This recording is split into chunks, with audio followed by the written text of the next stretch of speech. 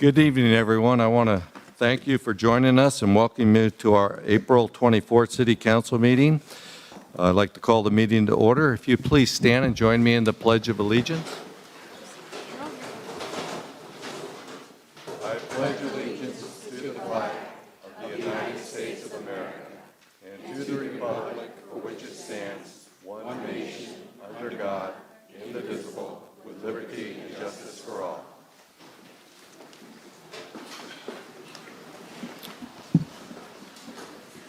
Thank you. Could we get a roll call, please?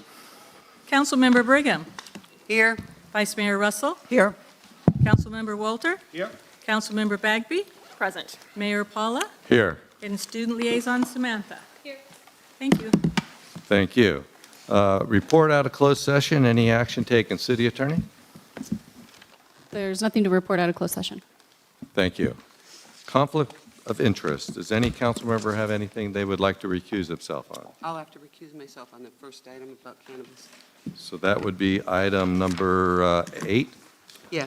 Okay. So do you want to state for the record the reason for your recusal? Because I may have a financial interest. Very good. Okay. Anybody else? Okay. Seeing none. Move on to agenda review, regular session items. Any changes and or deletions to the agenda? Okay, seeing none, we'll move on to public comments. Any person wishing to speak to the City Council on any item not listed on the agenda may do so at this time. Members of the public have the right to speak on any items on the council agenda during that item. Pursuant to the Brown Act, the City Council is not authorized to consider issues or take action on any item not listed on the agenda. Each person wishing to speak must come up to the podium when advised and speak directly into the microphone. Please do that because this is recorded.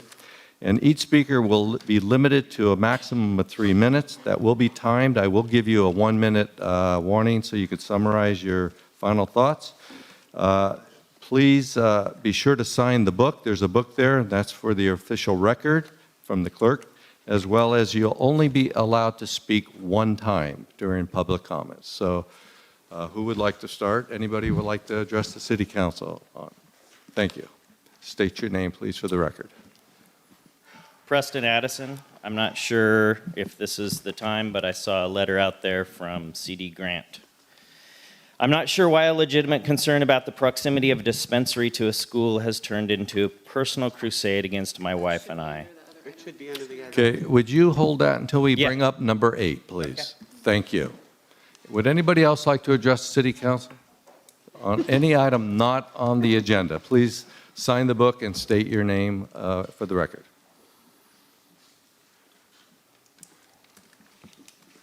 Deep breath. All right.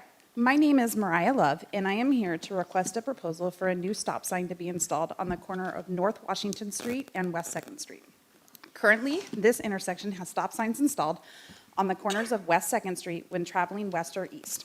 I would like to request that this intersection be a 4-way stop. My family and I have lived on North Washington Street for 12 years and have witnessed on numerous occasions near misses or vehicles running the current stop signs.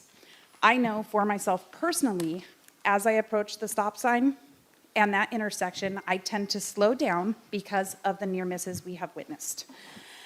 The street is also a main thoroughfare for school traffic in the mornings and afternoons, and many children use this road to walk home and to school activities. For many residents on this street, we have also dealt with speeding vehicles due to the distances between stop signs on North Washington Street. Some of you might know that there was an accident on the street last week that resulted in a driver rolling through the stop sign and hitting another vehicle, which had a 5-year-old child in the car, and ultimately ended up on the side and impacting a parked vehicle. The time of day in which this incident occurred coincided with school being let out and many children were walking home. Another concern I have is that the city is working on a renovation plan for the city park, which is great, but it will increase foot traffic and vehicle traffic at this intersection. So in closing, I would like to add, I feel very strongly that this intersection be a 4-way stop before something happens that cannot be undone. Thank you. Thank you. So would you please add that to the Public Works Subcommittee agenda for discussion? Thank you. And also, we'll make sure that the clerk has your contact information so you could be notified when that's on their agenda. Thank you. Yes, please state your name for the record. My name is Joanne Parker. Good evening, Mayor Paula, members of the council. I am Joanne Parker, current president of the Cloverdale Adds Resources for Education Foundation, otherwise known as CARE. I'm here to provide you with a quick update on some exciting developments related to us. For those who don't know, the CARE Foundation was founded in 1992 by concerned parents, teachers, and citizens to support Cloverdale School District. Our purpose is to help fund enhanced educational experiences for our students. Our dedicated volunteer board members have been working hard for Cloverdale's children for decades, including 3 board members who've served since nearly the beginning, Jean Lyle, Christine Bracciolani, and Jane Snibbe. In the past year, those 3 have been joined by 6 new board members, all of whom have young children in or about to enter the Cloverdale schools, and 4 of whom are business owners and employers in Cloverdale. If anyone else is interested in volunteering to join our board, come talk with us. We'd love to have, we're always looking for good help. We'd like to thank all of our 2017-18 school year donors who are listed on our website, and a giant, big, huge thank you to our top-tier donors, the ever-generous Royser family, the Sire Foundation, Steve Taylor Excavation, Cloverdale High School graduate Josh Smith, and Redwood Credit Union, where just last week the Cloverdale branch ran a raffle fundraiser with proceeds going to Cloverdale schools. The growing energy to support the schools has been exciting to see, and we are pleased to tell you about an event coming up on May 11th. You may have seen the billboard on the highway that went up yesterday. The Healdsburg Community Band recently reached out to us and asked if they could perform a concert to benefit Cloverdale schools, and we immediately offered to organize the event for them. There will also be performances by Cloverdale High School Wind Ensemble and the Cloverdale Children's Choir, Corps de Paz. The event is generously sponsored by Sire Industries Blue Ridge Quarry, so all proceeds can go directly to benefit the schools, and we hope to see you there. It's May 11th, 7:30 at the high school East Gym. Kids are free. Adults, suggested donation $10, but if you'd like to donate $100 or $1,000, you may. We won't judge you. I'd like to conclude by saying that we really look forward to working more with you all to help Cloverdale School District be the best it can be. It's probably obvious that we want to help the schools to benefit Cloverdale's children, including our own. But what might not be so obvious is that we also want to help the schools in order to benefit Cloverdale's economy and the businesses in town. Healthy and vibrant schools create productive employees for local businesses to hire, and they also can be a good tool for businesses that need to recruit skilled employees willing to relocate here with their families. And for the retail and service businesses in town, a healthy and vibrant Cloverdale school system will help keep parents from transferring their children to schools in Healdsburg and Windsor and taking their discretionary spending with them as they drive south. This last issue in particular has been a significant problem in the past, and our school district should be applauded for slowing that trend down in recent years.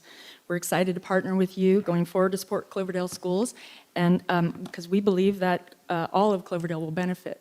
And we hope to see you on May 11th. Please come. I've put some flyers with information up kindly at your clerk put them up at the dais. And if you have any questions, come out. It's going to be a good party.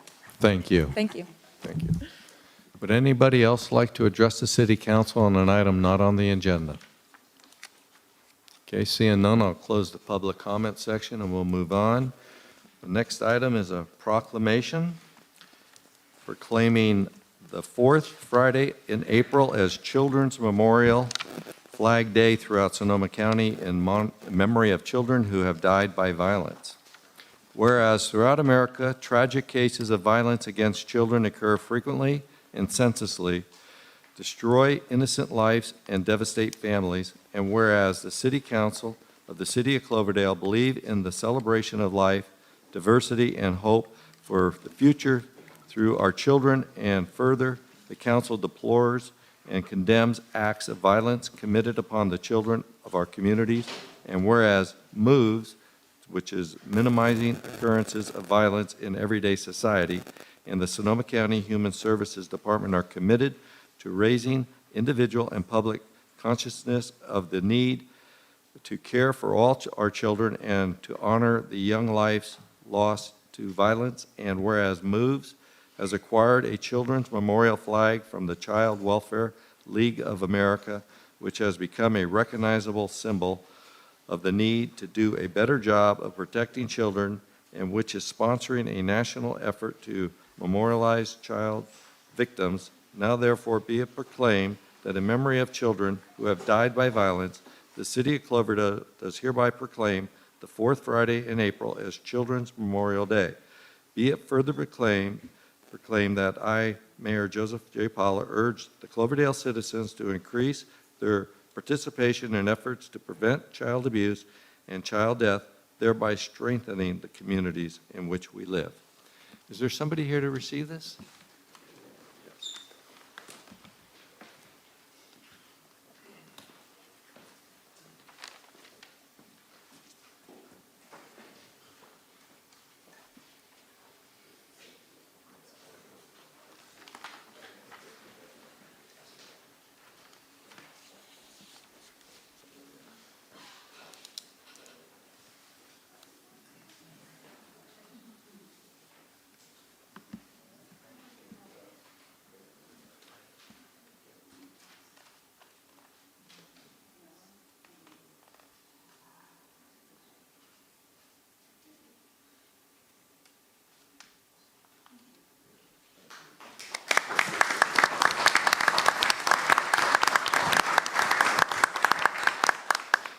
Thank you. My name's Greg Spalding, and I'm a 20-plus year member of the MOVES board.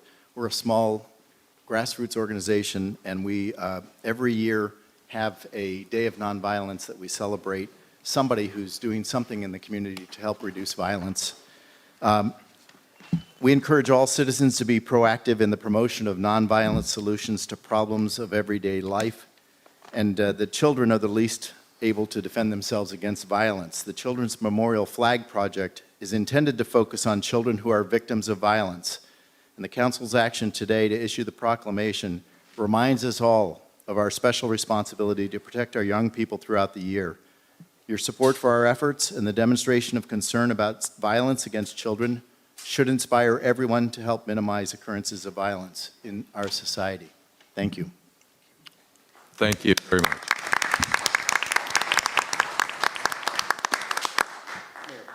Mayor Paul, members of council, if I can, I just want to add that Mr. Spalding is going to leave the MOVES flag to the city staff, and in recognition of council support for the proclamation, we will fly the flag for a period of time, and obviously that will happen in the near future. Thank you. Okay, moving on to item number 2 under proclamations presentation. It's a presentation by Grid Alternatives. Thank you. Good evening, Mayor, members of council. I'd like to introduce Justin Fricker. Justin represents Grid Alternatives. Grid Alternatives is going to give the council an overview on a program that is going to be a quite significant benefit to the residents of Cloverdale. It's the first opportunity they've had to actually unveil this program in the city where the residents will actually qualify. And without further ado, we get the Screen down. We'll turn it over to Justin. Maybe, Justin, you can start just by introducing yourself to the program. Sure. Okay. So my name is Justin Fricker. I'm the Outreach and Development Coordinator for Grid Alternatives, the North Coast office. We essentially serve Mendocino, Humboldt, Lake County, and also bits of Sonoma County. As Mr. Kelly just mentioned, the zone of, we get our funding through the state of California based on kind of HUD statistical data for low-income families.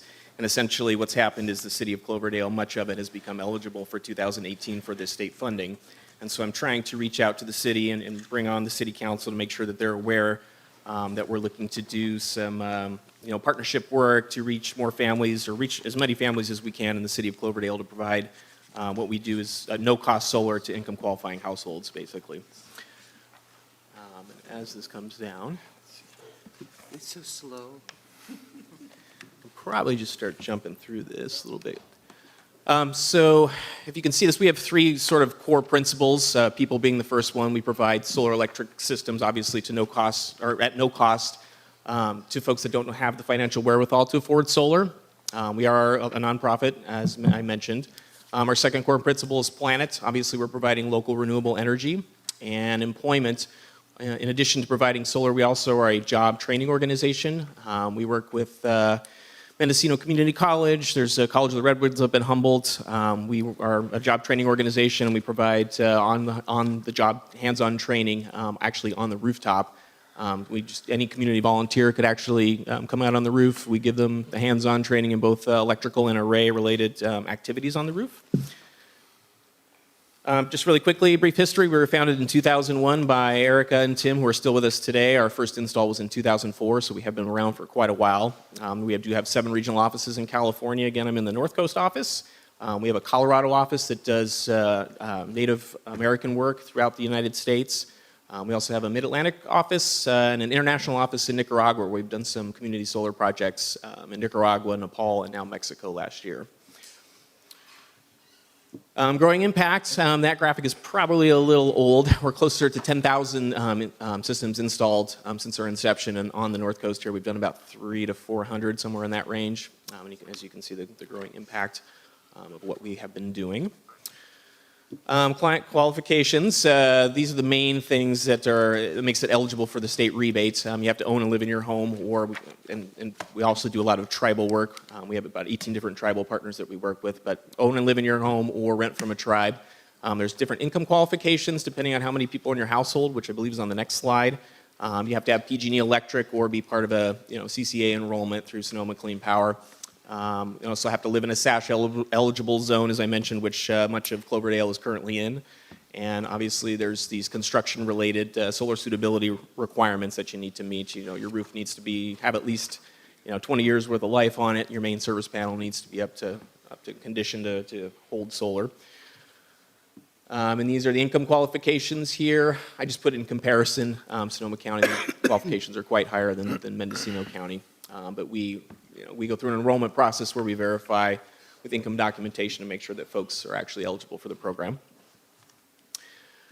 Just really quickly, solar suitability. So just because you qualify on paper doesn't mean that you will qualify with your actual house. So we do readings on the roof for the amount of sunlight. We take a look to see how much roof space you have, the orientation of your house, as the sun is always to the south of us. If there's any shading issues, again, main service panel, and then we also look at your historical electric usage to kind of determine what your necessity is for solar. For this, the financing for a homeowner, there is no minimum credit score that they need to meet. There is no lien placed on their house. Again, this is a rebate through the state of California that actually is used as part of a power purchasing agreement. A lot of times we get corporate sponsorship dollars. We do a lot of work with Facebook down in the Bay Area. I know we have Microsoft up in Washington that would love to come down and donate a lot of money and then actually bring their staff out and help with the installation. It's kind of a team building situation for their staff. And then when we do our tribal work, we actually get co-funding from the tribes. They get a lot of DOE funding, and we kind of take that money and use it as a co-pay. And then, let's see, voluntary client contribution is, we also ask for the clients if they want to provide a client contribution, they're eligible to do that. It's not a requirement, so usually it's a no-cost program, but if they want to give us money, any little bit will help. So the main program that I've been talking about is SASH. It's the Single Family Affordable Solar Housing Program. That's through the California Public Utilities Commission. We are the only program that has access to that rebate, and it's obviously there to offset electric power. And we actually use that rebate to prepay for electricity covering 20 years for a homeowner. Let's see, I think we go to the next slide here. We do have a third-party ownership model. Our third-party partner is called Sunrun. They're a large solar company that does solar across the country. But basically, we take that rebate and we prepay for 20 years of electricity usage, covering anywhere from about 50 to 90% of your electricity costs, and that'll all be dependent on what your usage is and how your house is situated. We install the solar system, and then the folks that own the system on the roof, or they own the system on the roof, Sunrun, they actually get a federal tax credit. That's how they make their money. They bundle all those tax credits together. And I'm not sure exactly how that mechanism works with them, but that's what I've been told. The client still gets a utility bill. It's only going to cover 50 to 90% of electricity costs.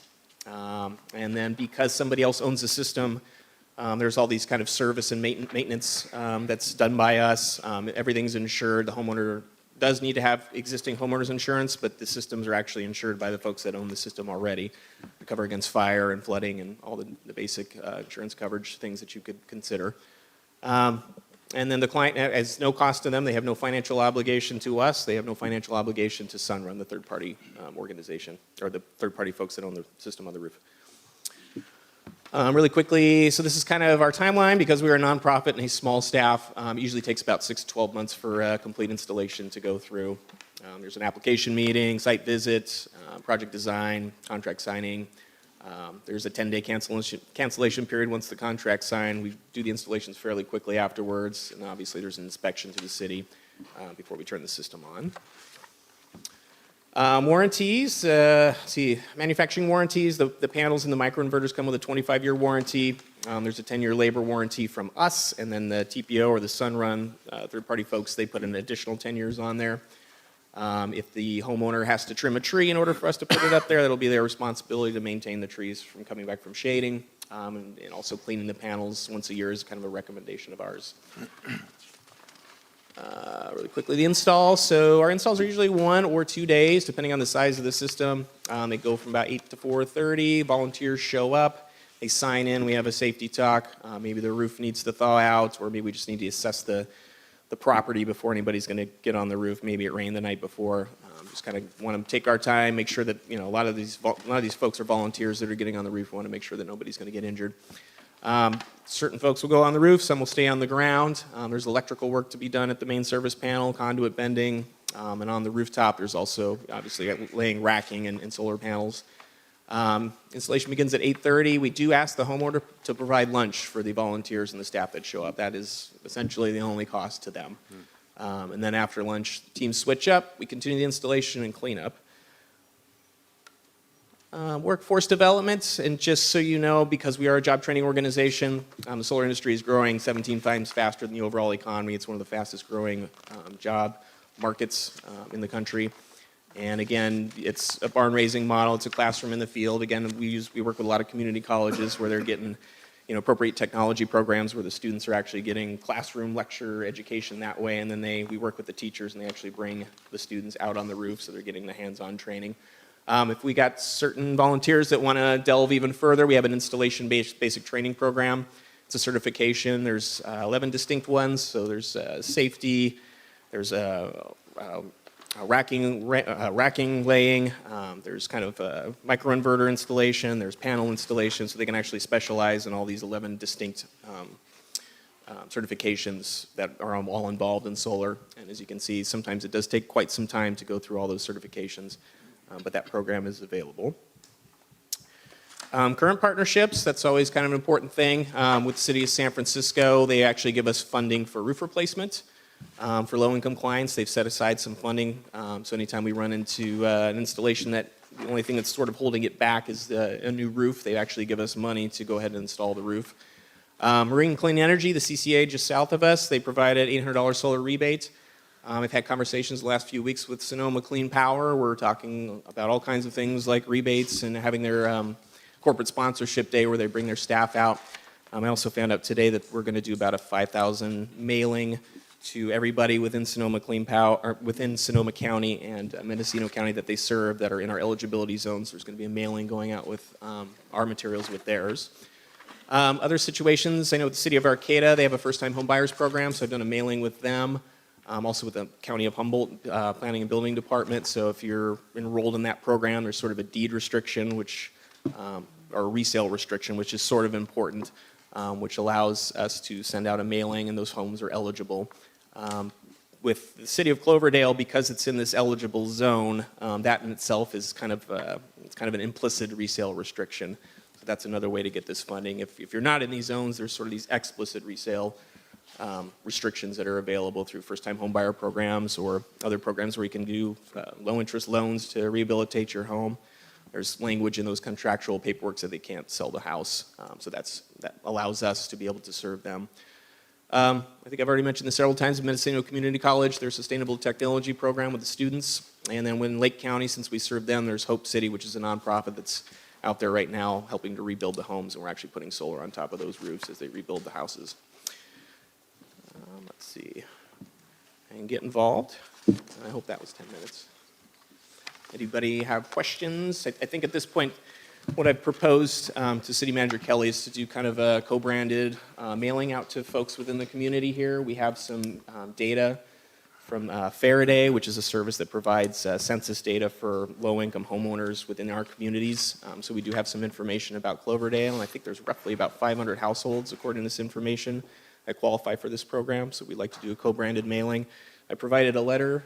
I think there's only 8 copies of it, but that's just a sample draft of something that we could do and mail out. We're willing to pay for the postage. We'll pay for the time. We'll do everything. We'll mail all of it out. We're just looking to have your logo on it and your consent to support our program. And I also would say that we also have an event, or an informational event going on at the Senior Center in late May. And with that letter also, what I'd like to do is have an informational session at the library for the folks to come out and just learn about it. If they're interested, they can fill out applications. There's no commitment until we actually sign a contract for solar. Applications aren't a commitment. So, Thank you, Justin. Any questions from council? Vice Mayor. Thank you very much, Mr. Mayor. Yeah, I just have a quick one on page 31 of the handout.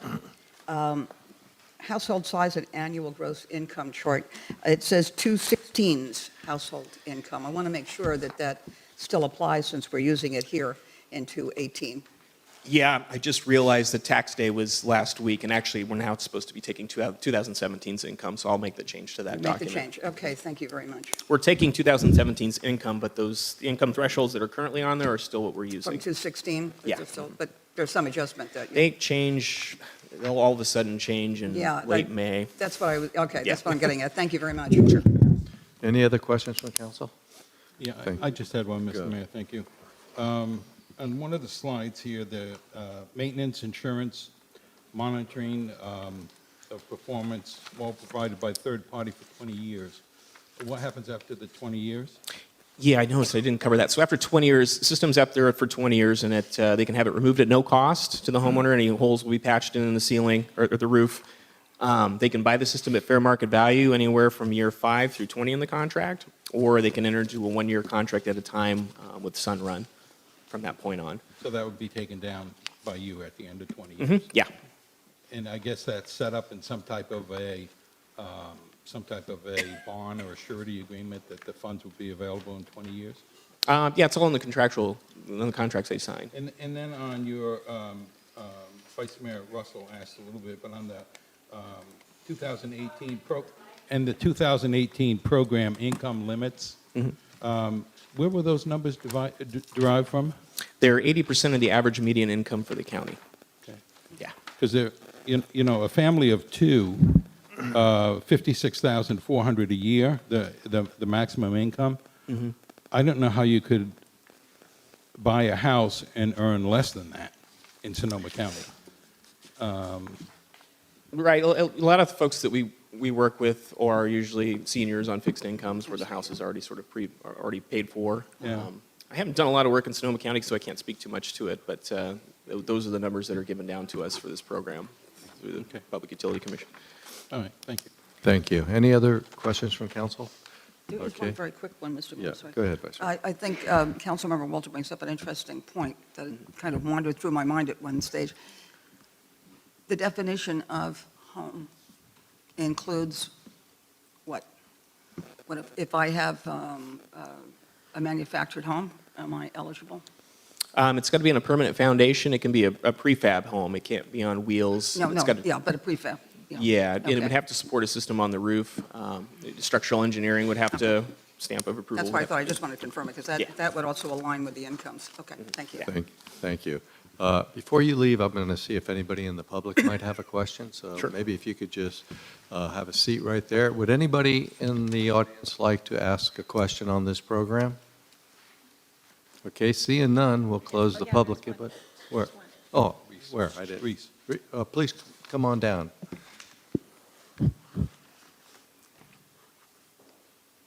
And please state your name for the record.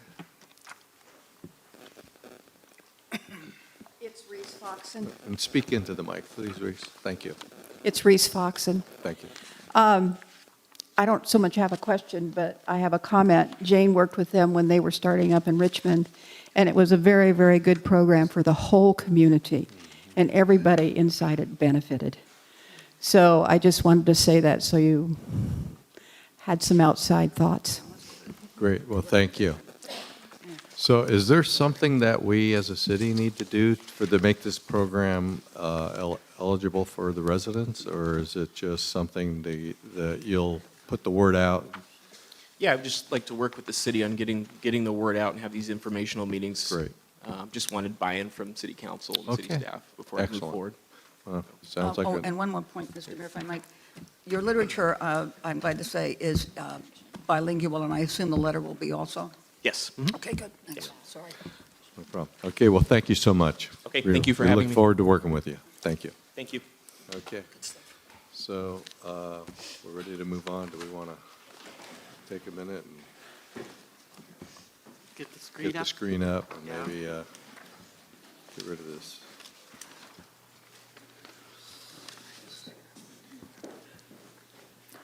Okay.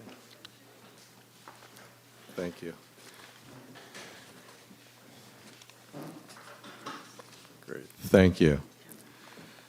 Okay, we'll move on to consent calendar. All items under consent calendar will be considered together by one action of the city council unless any council member or member of the public would like to have an item removed and considered separately. Would any city council member like to pull any items?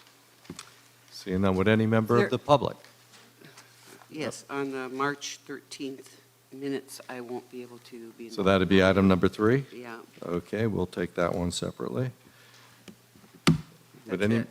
okay, would any member of the public like to pull anything? Okay, seeing none, we will bring it back. So we can entertain a motion to approve the consent calendar, item 4, 5, and 6. Somebody like to make that motion? So moved, Mr. Mayor. Thank you, Vice Mayor. Second. Second by Councilmember Walter. Any discussion? Okay, seeing none, all in favor, please. Oh, could I get a roll call vote, please? Thank you. Aye. Vice Mayor Russell? Aye. Councilmember Walter? Aye. Councilmember Bagby? Aye. Mayor Paula? Aye. Samantha? Great. Okay, item number 3, the minutes of previous meeting, March 13, 2018. Mr. Mayor, I'd like to make that recommendation for approval as submitted. Okay. Okay, so we have a motion by Councilmember Walter, second by Councilmember Bagby. Any discussion on that? Get a roll call vote, please. Vice Mayor Russell? Aye. Councilmember Walter? Aye. Councilmember Bagby? Aye. Mayor Paula? Aye. With Councilmember Brigham recusing herself and Samantha? Correct. Thank you. Okay. Move on to communications. We have a letter from the Chair of the Library Commission in response to Mayor Stafford's letter, with Mayor Stafford out of Roner Park. And that's a letter she submitted. Is there any comments on that letter? It's just, we've seen it before. So, okay, yeah. No questions? Would you come up to the podium, please? And again, restate your name. For the record, this is all being videotaped, so I want to make sure that people know who's speaking.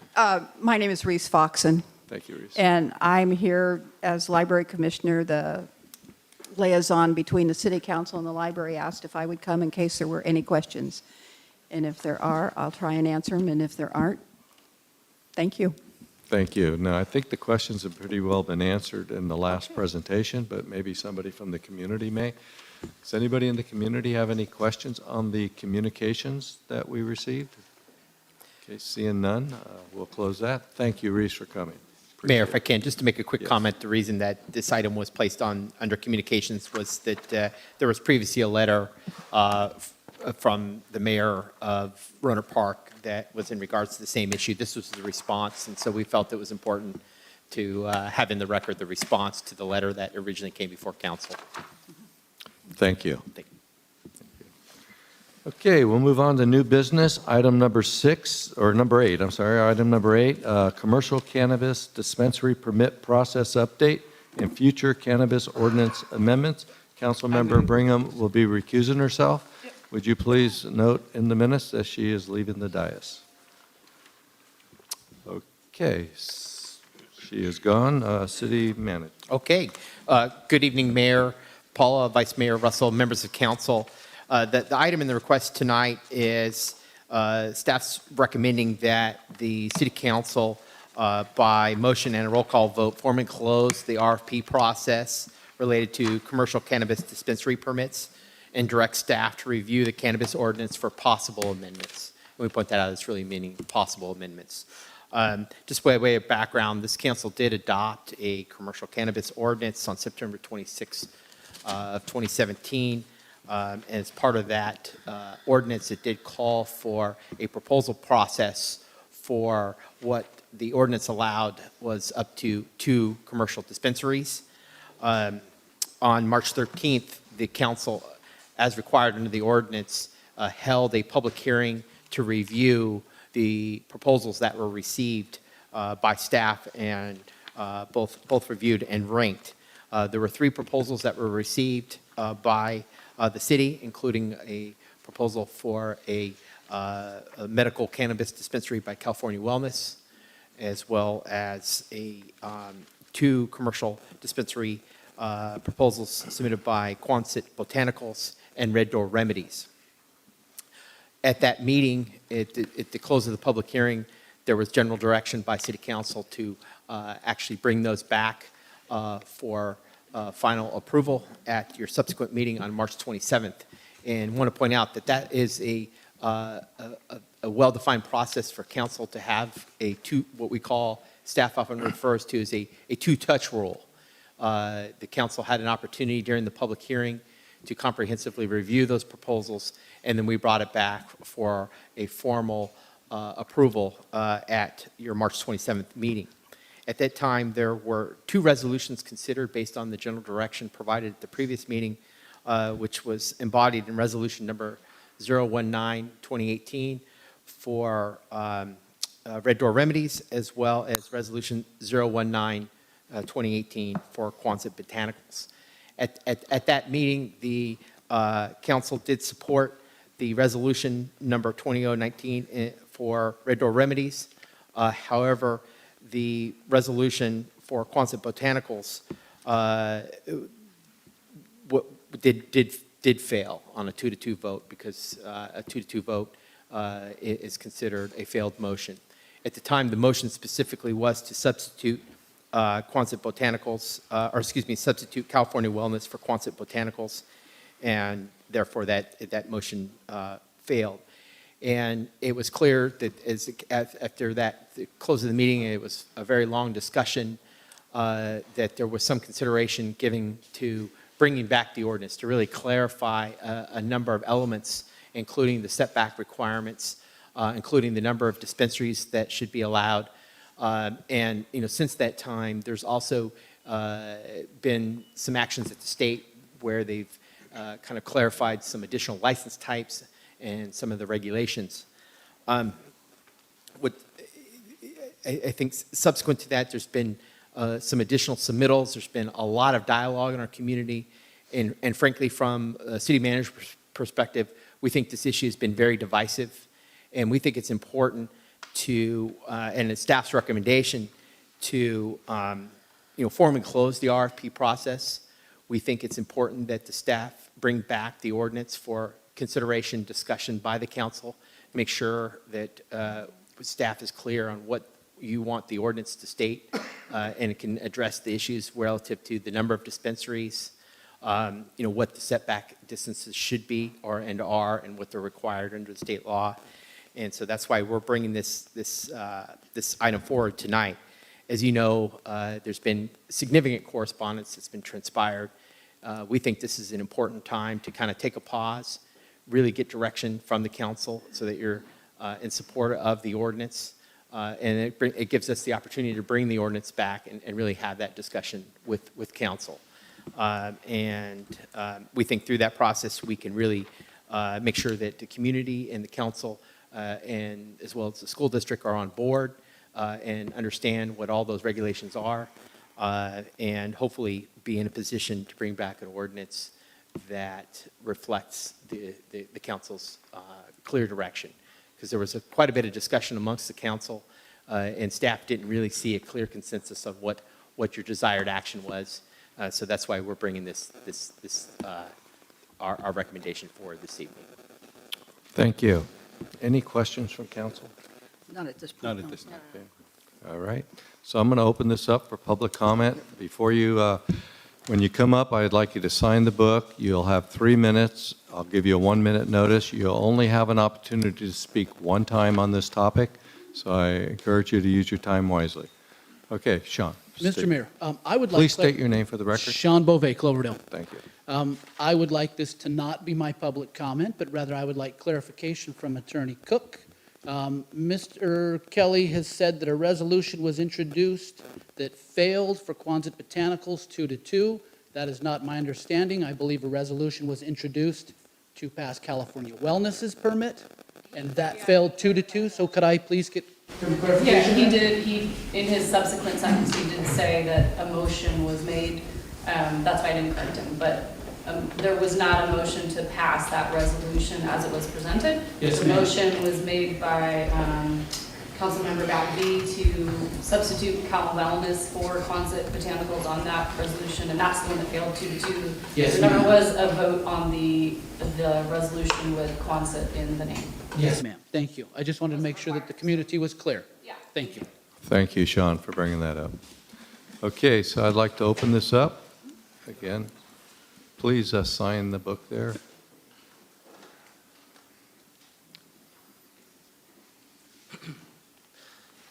Hello, my name is Kurt Kelder. I live in Cloverdale. Mayor Paula and council members and Mr. Kelly, I Kurt, you could support lift that mic up. There you go. There you go. I support this item, number 8. There appears to be support for all sides of this issue, and it seems prudent to put a pause on the remaining applications and perform further review. Well, thank you. Okay, would anybody else like to address this item?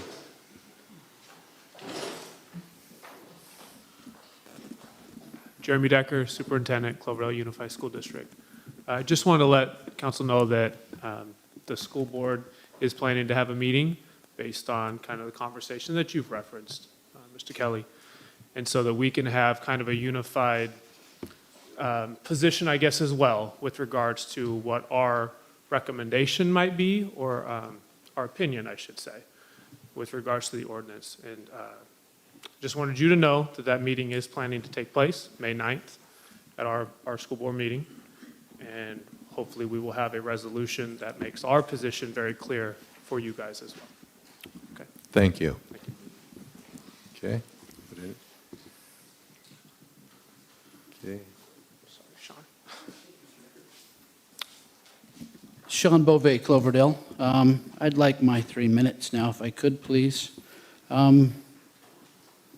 Mr. Mayor, members of the council, city staff, Chief Kramer, thank you for your time. Boy, I have a huge issue with that. I have a huge issue with the idea that for the last 2 years, we've met repeatedly in workshops, in council meetings. The public has been invited. The school board has been welcome to attend at any time. Over the course of the last 30 days, we've seen absolutely no involvement from the school board. We've watched the chair of the school board mobilize a portion of the community that spoke out against Quonset Botanicals.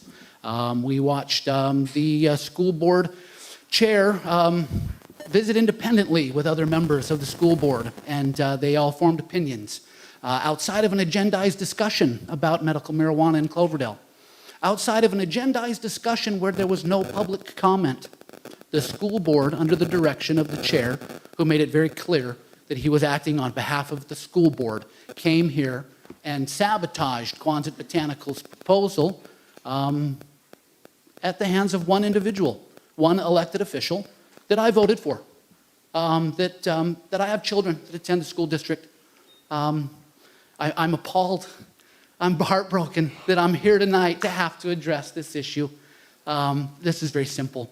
You passed the motion when the Quonset hut was in the same spot as you failed to bring back the resolution. The Quonset has not changed locations. You're all very aware of the length of time we spent talking about setbacks in Cloverdale. You move it any further and nobody gets cannabis in Cloverdale, which allows the black market to thrive, which allows for us to not do anything that supports what the school board is so concerned about, drugs and violence. Okay, this whole proceeding, this whole mess, honestly, in my opinion, is at the hands of one individual, an elected official, the chair of a school board. I'm sorry, Mr. Mayor. You've had the wool pulled over your eyes and then you've been punched in the face. Mr. Addison is eyeball deep in conflicts of interest. He continues to lie. He's been dishonest with this council on video when he comes to you and says, I have the master lease on the ice house and there will be no cannabis business in it. No manufacturing, no dispensary. In fact, since December 10th, there has been an application for a micro business in that location. The school board is well aware of the time that we've put into this. The school board is well aware. The chair has been very busy, much to the dismay of this community. That's what has caused the split. That's where Mr. Addison believes that his family is being personally attacked, is because this community is paying attention, and what they see is horrific. Again, I'm a registered voter. I voted for Mr. Addison, but yet I have never had an opportunity to speak publicly about my position on medical marijuana in regard to the Cloverdale Unified School District. We have made numerous attempts from Quonset Botanicals to reach out to the school board, and they have stonewalled us. They have referred to us as harboring and inviting in riffraff. You're all aware of what's taken place. What I am imploring you to do, sir, please restore order. Please exercise some courage. Okay, we have worked too long and too hard. I'm sorry that the school board has not taken their job seriously. I'm sorry that they have not made an attempt to become involved. What do they do for our children? Thank you. Thank you. Would anybody else like to address the city council on this item?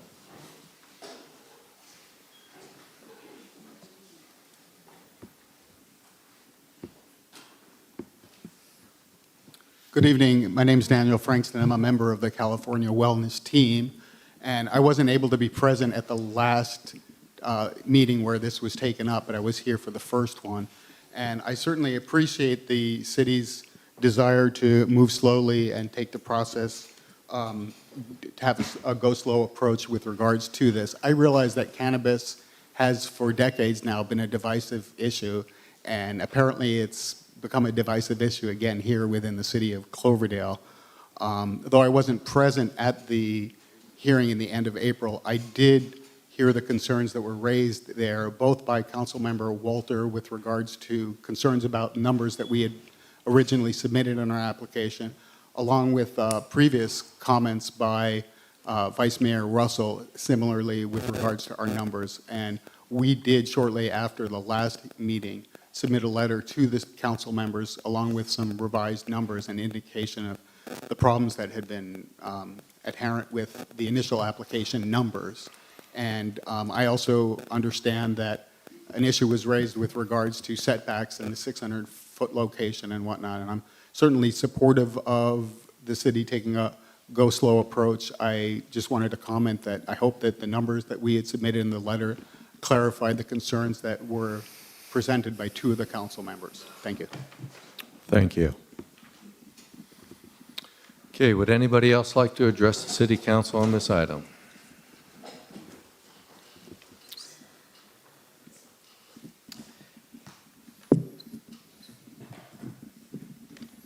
Preston Addison, I'm sure you're tired of seeing me here. I'm tired of being here talking about personal attacks, but because of the letter that was submitted by C.D. Grant, I thought I should speak. I'm not sure why a legitimate concern about the proximity of a dispensary to a school has turned into a personal crusade against my wife and I. Council Bringham's friend Cynthia Grant continues the personal attacks rather than focus on the one concern, which is location. At best, the letter submitted today by Cynthia Grant is lies and distractions. At worst, it's full-on slander.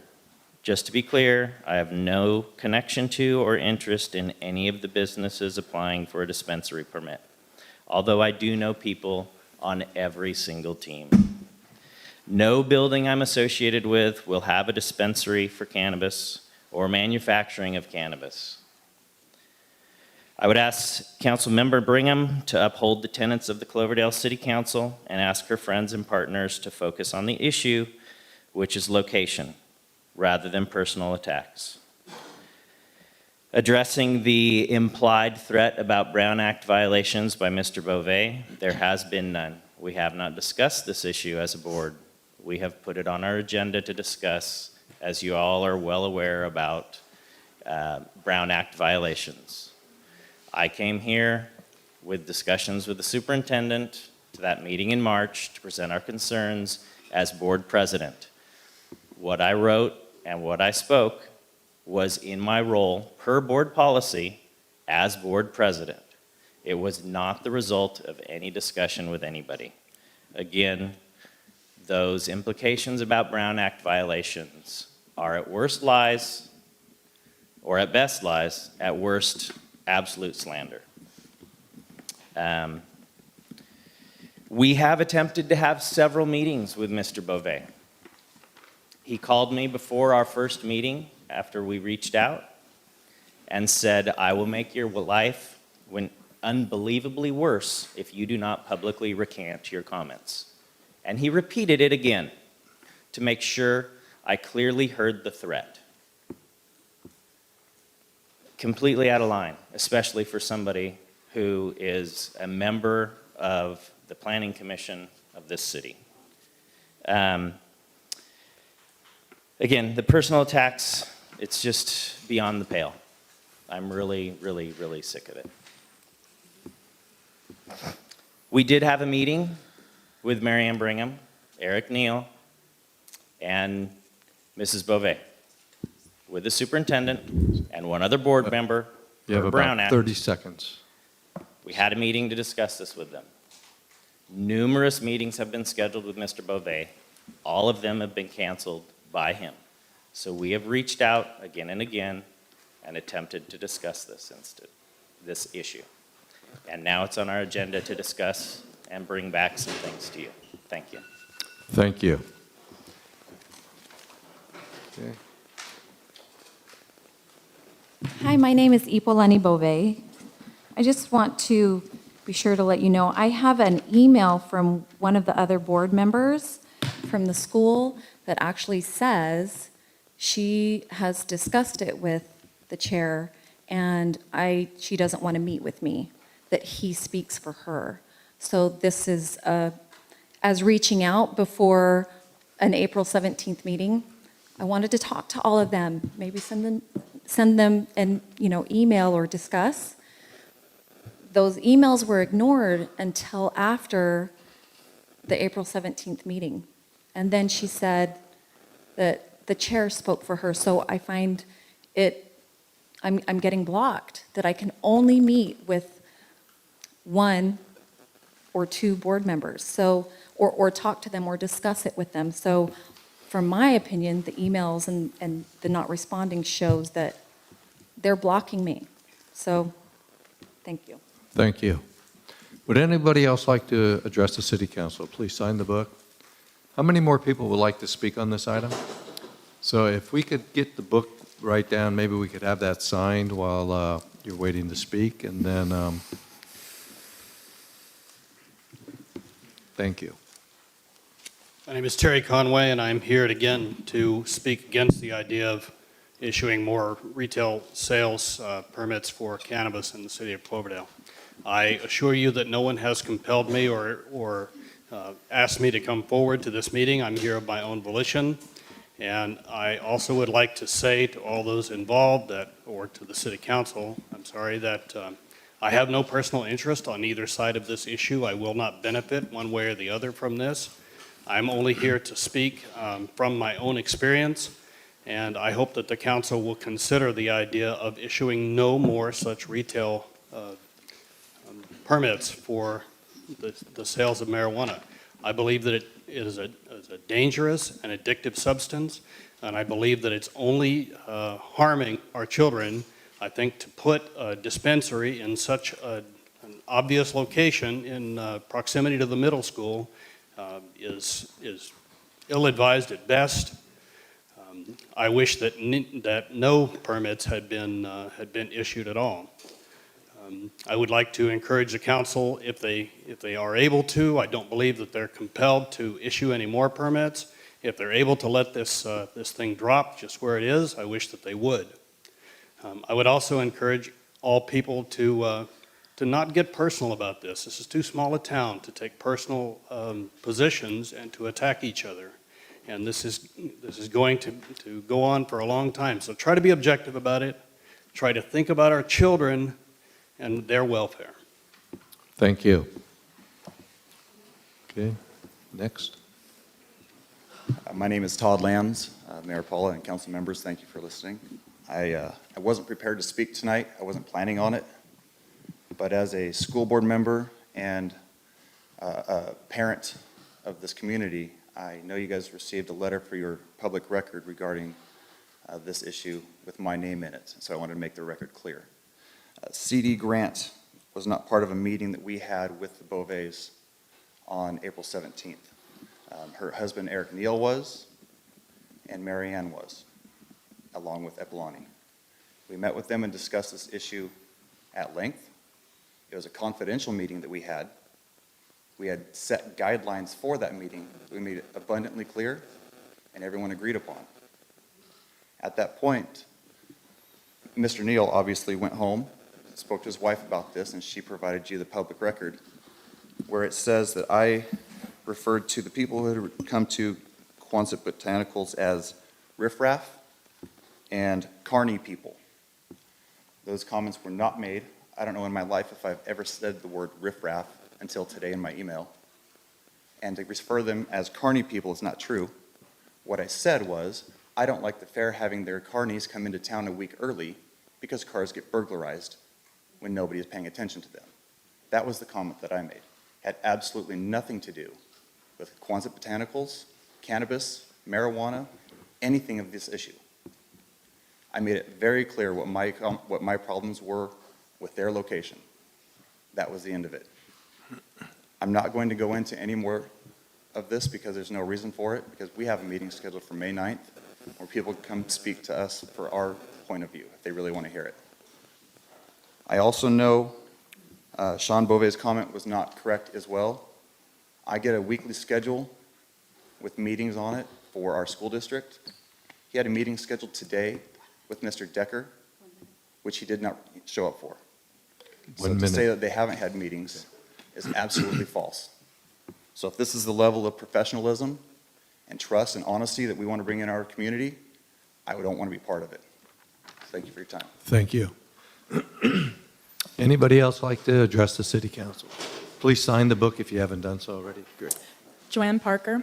I would just like to support staff recommendation.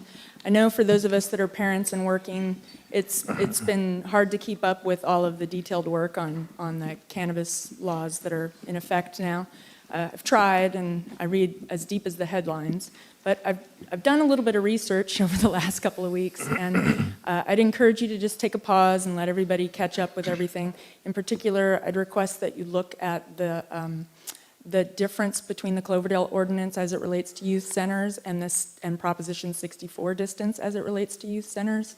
It seems quite reduced in the Cloverdale ordinance. I don't know the logic behind it, but I did read Proposition 64 before I voted on it, and I just ask you to take a look at that when you review, if you agree to review the ordinance a little bit more. Thank you for your work on this. Thank you. My name's Jay Watkins. I'm just curious, I wasn't clear about Red Door Remedies. Does this rescind their approval? No. Oh, okay, so okay, that was my only question. Okay, thank you. Okay, anybody else? Come on down, please, and sign the book and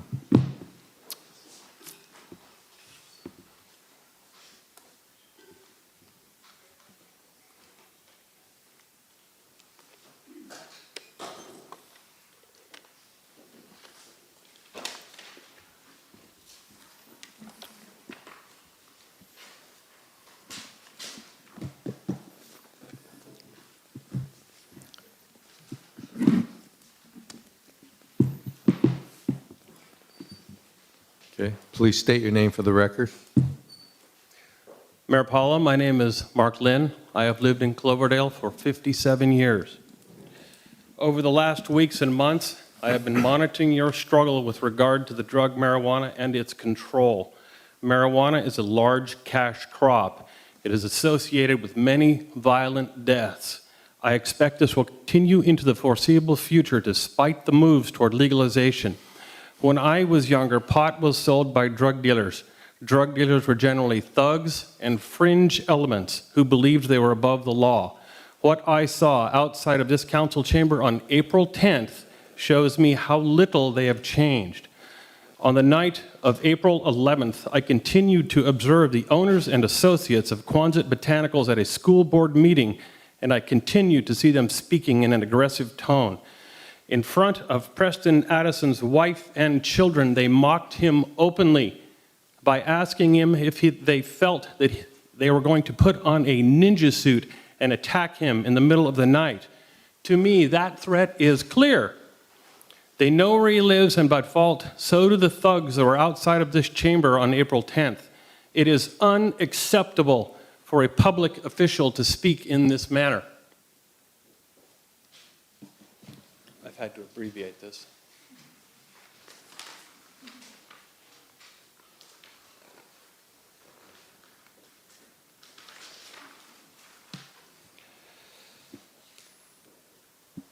It is accepted and expected that a school board would come out against pot, especially if it is in the proximity to a school. It is their duty to do so. Please don't let the spin cyclists mislead you. I was a child in this town long ago. Children know what's going on, or at least that something is going on. It is our duty to help them see their way through. 1 minute. And reach maturity with as few scars as possible. We do this by giving good counsel, providing solid moral and ethical examples, by shielding them from persons of questionable moral fiber. Drug dealers fall into that category. The events of the last few weeks have reinforced that opinion. By putting pot stores out in the open, we are failing in our duty to our children. I would ask that the council change its position on Red Door as well. Contrary to the opinion of some, it is the council's right to change its mind. Sometimes it is your duty to do so. Remember, marijuana is a powerful drug, and powerful drugs can have profound effects on people's lives. Sometimes for the good, often for the bad. The mother of my 2 children would be alive today if it were not for the effects of powerful drugs on her. Placing the now legal distribution of pot in the hands of what I would call... Sorry, your time's up. You can leave that with the clerk, and that'll become part of the record. Thank you. And thank you for being here. Anybody else like to address the city council? Okay. Michelle Winterbottom, Cloverdale. I just wanted to specify, the motion that the city manager stated was a general direction to council was incorrect. It was a motion made by Walter, voted 3-1 for Quonset and Red Door. Council has caused a major distrust in the community by the actions that they've not taken when they finalized the public hearing. During that public hearing, everyone in this public hearing had assumed that you had decided and motioned and directed the staff to come back with 2 resolutions to approve. Then there was an issue in there that says you can take an option and bring in California. But the council had decided they wanted to give it to local. Anyway, the council heard the public and determined that the local business owners should be considered over the unfair scoring done through the process. As Mayor Walter noted during the meeting of October 7, 2017, the council does not want scoring. During the meeting of March 13th, the council motioned to approve 2 cannabis applications, Red Door and Quonset, and directed staff to return with a resolution formalizing the motion approved by the council for Red Door and Quonset, as well as review the ordinance for possibly adding a 3rd dispensary. As every public member left knowing the actions of the council, and there was really no need to come back to the next meeting, which should have been approved on the consent calendar, as usual, and all pre-action of the council is approved. Instead, staff had once again inserted their options, which included approving California Wellness. And council just 1 minute. Council just determined that they were going to change their mind in the next meeting, which was not appropriate. I'm still standing by that. I just want to make one. Thank you. So the action taken at that March 13th meeting, the motion was made by Councilmember Walter to come back with 2 resolutions, with one with Red Door, one with Quonset Botanicals. There was no final vote on the permits taken. It was understood that it was to come back for consideration. Thank you. And It was that's to come back exactly. for what? For consideration and final action. There was no action taken, direction. There was A motion is an action. A motion's not an action. Michelle, you're done. Okay. Thank you. It was a motion to Your give time's up. direction to Your staff time's to up. come back with 2 resolutions. Staff came back with 2 resolutions. Each resolution needed a separate and final vote. These are discretionary permits. These are not. And that's exactly, just for clarification for the public. It's very common when staff gives, or the council gives staff direction to bring something back that's still open for dialogue and consideration. Nothing's final until it's actually adopted. And these resolutions were not adopted at that meeting. So I want to make sure everybody's clear on that. Would anybody else like to address the city council on this item before we close the public comment section? Yes.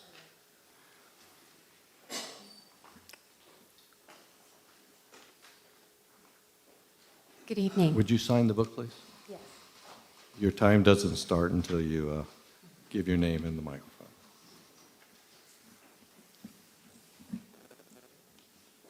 Good evening. My name is Julia Fenner. I have 2 boys that attend Cloverdale Unified School District. Since they were about the 1st grade, I have taken them down to the park so that they can smell what marijuana smells like. And I've told them to stay away from it. We also have a very strict policy in our home. I'm a very strong disciplinary. I don't agree with marijuana. I don't want them using it until they're of age. But they are not walking around with their heads in the sand. They know where to find it. They know how to get it. They've come home and told me, if we really want to get rid of marijuana in our community, you put guards outside the bathroom doors at our schools, because that's where they're smoking it, that's where they're getting it, not from a legalized dispensary. So if we really want to do it, Jeremy, you know how much pot's in that bathroom. Please direct your comments to the council, Thank please. you. This is the city council. Thank you. So anybody that's sitting here saying our kids are so gullible, we need to keep them away from this, they're not being kept away from it. It's in our schools. It's in the pills they're getting from their medicine cabinets at home. It's the alcohol they're stealing from their parents, and it's all in our schools. So this has nothing to do with keeping our kids from seeing a legalized dispensary. Thank you. Thank you. Okay. Would anybody else like to address the city council on this item?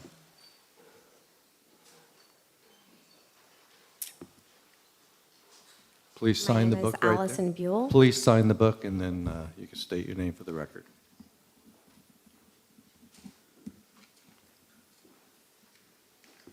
I'm also a parent of 2 children in Cloverdale School District, and I completely agree that the dispensary is not a concern for our children.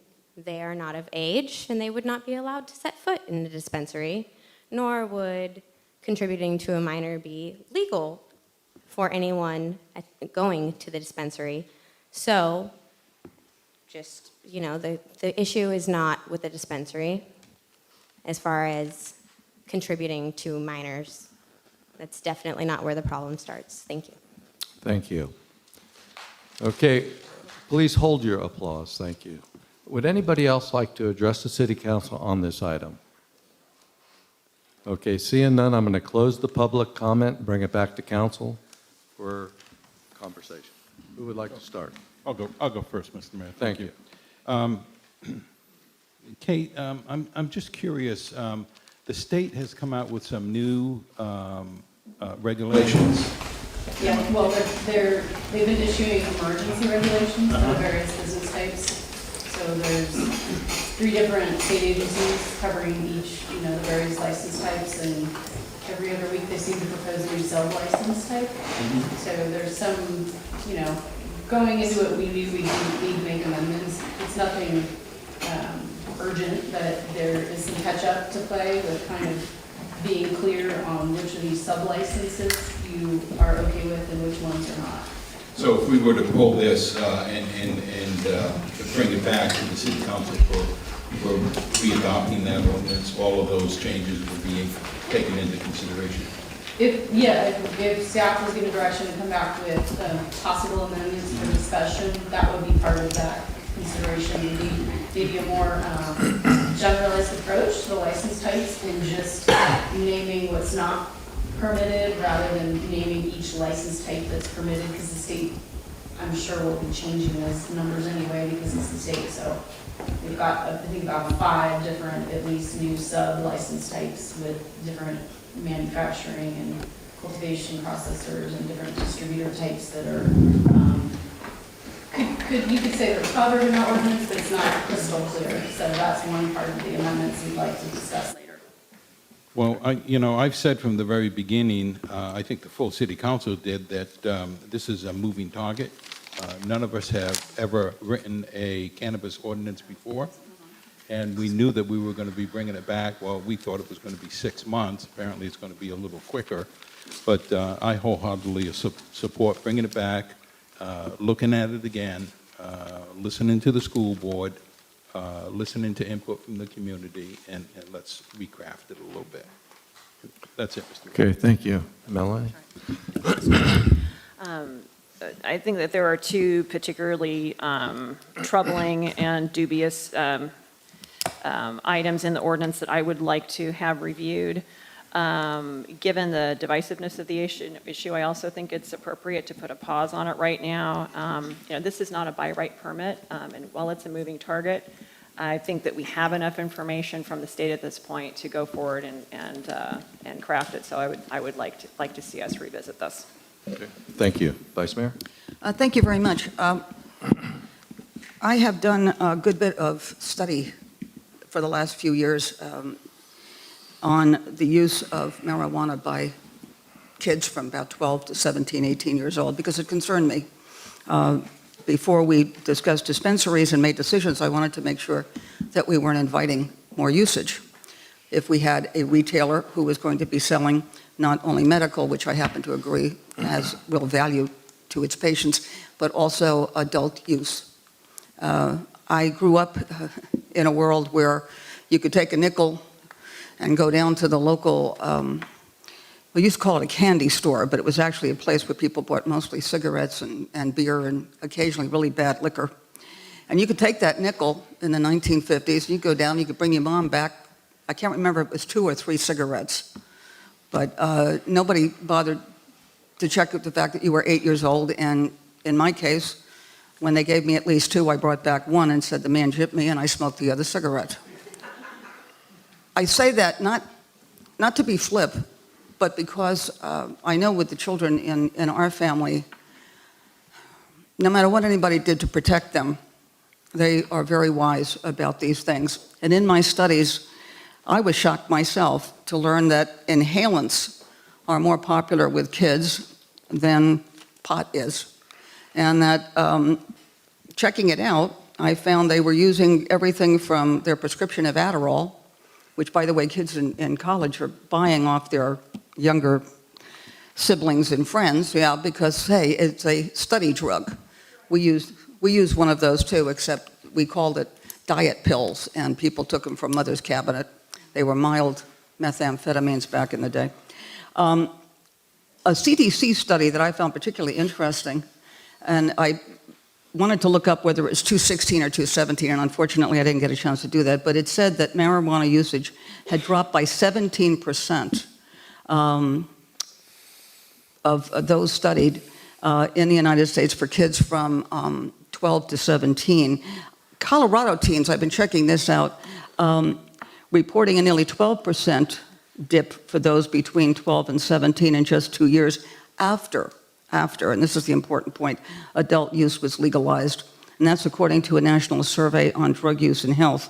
And every time I checked with anybody, they told me, it's not necessarily going up. It's either stable or it's going down, largely because other drugs are, quite frankly, more, I hate to use the word effective, but I guess that's the word. Unfortunately, they're getting much stronger drugs, including, as we know, opioids. And in Oregon, too, this was very interesting. In Oregon, alcohol stores were only 78%, compliant with sales to minors, but dispensaries are 86%, no matter what neighborhood they were in. I found that a bit surprising, and that was in 2018, and that was a published figure. I mention these things because I am concerned about, as I said, not increasing our use of any form of drug. And I found that when dispensaries have come in states prior to California, they have not increased the use. In fact, more and more of those dispensaries are making sure that they protect everyone under the age of 21 because they're going to get shut down, and that's exactly what should happen. They should be closed after only one objection. As a person, as a business person, it disturbs me deeply that we had two organizations apply and go through the process and do what they were supposed to do what we instructed them to do, and now they're both hanging for at least 3 months, if not longer. That bothers me terribly, because I'm not quite sure what the effect will be on either one of those organizations, or frankly, on the way Cloverdale is viewed, not by the marijuana industry, but by the voters and the businesses here. I'm not sure it will be healthy for us. But I am willing to do that. I am willing to do that because the only thing that disturbs me more is what I have observed in our city. Frankly, it's horrible. It disturbs me every time I get an email, and it doesn't matter whether you're pro this or anti that or how polite or how angry you are. It just disturbs me that after all the work that we've done as a city on this, and we've done a lot of work on it for, 2 years or more? Here we are arguing and getting angry at each other, and we're destroying the very thing that makes Cloverdale what it is. Let's not do that. If it takes 3 months to work this out, and that's what my colleagues want, and that's what the majority of people understand has to be done, then I'm willing to do that. But all I ask is that we all be fair on each other, for heaven's sake. Please. That's it. Thank you. Thank you. Well, I certainly feel when we went through this very lengthy process of getting a lot of public comment, over and over, we said, this is our first time. We know we're going to have to go back and revisit this. We're certainly going to have to take another look at it. I do strongly support putting this thing on pause. Let's revisit the ordinance. Let's go back. I want to make sure all the concerns are at least addressed, and we move forward, hopefully, to do what's best for the community long term. So that's my position, and the staff has a recommendation here that by motion that we actually formally close the current commercial cannabis dispensary permit application process. So I'll entertain that motion if somebody would like to make it. So moved. Okay. Second. So we have a motion second by Councilmember Bagby, second by Councilmember Walter. Any discussion on the motion? Get a roll call vote, please. I just wanted to add that for me, and I just want to make it clear to staff that this is a land use issue, and that's the signal and the noise that I want, and that spirit in which I would like to return to the discussion at a later time. Thank you for clarifying that. Okay, can I get a roll call vote, please? Vice Mayor Russell? Aye. Councilmember Walter? Aye. Councilmember Bagby? Aye. Mayor Paula? Aye. And Councilmember Brigham recused, and Samantha? Aye. Okay, and I thank you for that. I would also like to ask that staff undertake the review process and look for possible amendments that we're going to do. We'll have another public input session, and I'd like to have that come back within about the next 3 months or so. So, is that That's good, yeah. And the only thing, there is one thing we need to make clear, and that is that the process is closed, but that is not closed to California Wellness or the Quonset Hut. Yeah, we're not throwing them overboard. Well, the process is closed. They certainly can reapply. Exactly, that has to be emphasized.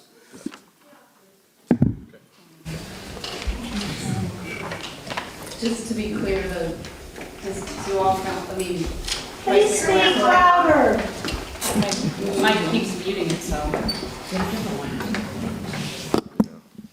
I just want to be clear that council, the motion and the vote was to close the current application process That for is the the dispensary. motion. That's No new people, yeah, on the current one. the current process for all applicants would be closed. Right, exactly. Okay, and if there's But a that does not preclude them reapplying. if there's a reopening, then they could reapply. Yeah. That, I just want I to wanna make make sure. that clear. Okay, Yeah, I wanna there was make it some clear to the confusion. public. So Carol, I'd like to, could you, the city attorney, would you restate that one more time? The for public? motion made by Yeah.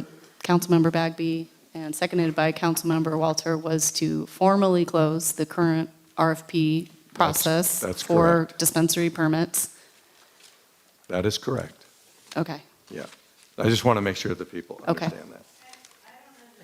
The current process for dispensary permits is closed, and if council wants to reopen it, that would have to happen later, and it would happen at an agendized meeting. Michelle, you're out of order. No one is going You to be. can come down and ask your question. As Vice Mayor Russell wanted to make clear, closing the current process doesn't mean that anyone who applied during this current process Okay. would be barred from reapplying, or one of the things that the ordinance allows for is if council reopens the process within 12 months, they can just, staff can just go back to the qualified applicant pool instead of reopening the whole process, but that would have to be discussed at a future meeting. That would be up to the So council. you're So the current process you're is closed and throwing no one's out- barred. You're throwing out the applications that Quonset and California Wellness has. No one said that, no. That's what I'm asking for So clarification. the process, the current process to continue processing any applications or have discussion on those applications in terms of giving another permit out is closed. Okay. If the process were to be reopened, there's two options to do that. One option is reopen a totally new process, let everyone reapply with a new application, including those who've already applied. They could probably just submit the one they already submitted, so there wouldn't be additional work involved. Or the ordinance allows the city to simply say, you know what, we're just going to reopen it to the people who were in the qualified pool last time and let them have another crack at it and let that be reconsidered. So that, in this case, would be Quonset and Cal Wellness. And they still have to reapply. No, they could just say to staff, we want you to reconsider the application we already submitted. It's in the staff report, that's the language from the ordinance. Those are the options for I'd reopening. encourage you to meet with the city manager. He could explain that to you. Okay? All right. Thank you, everybody. We'll move on to item number 9. See if Councilmember Brigham is going to, we get Councilmember Brigham back. Indoors.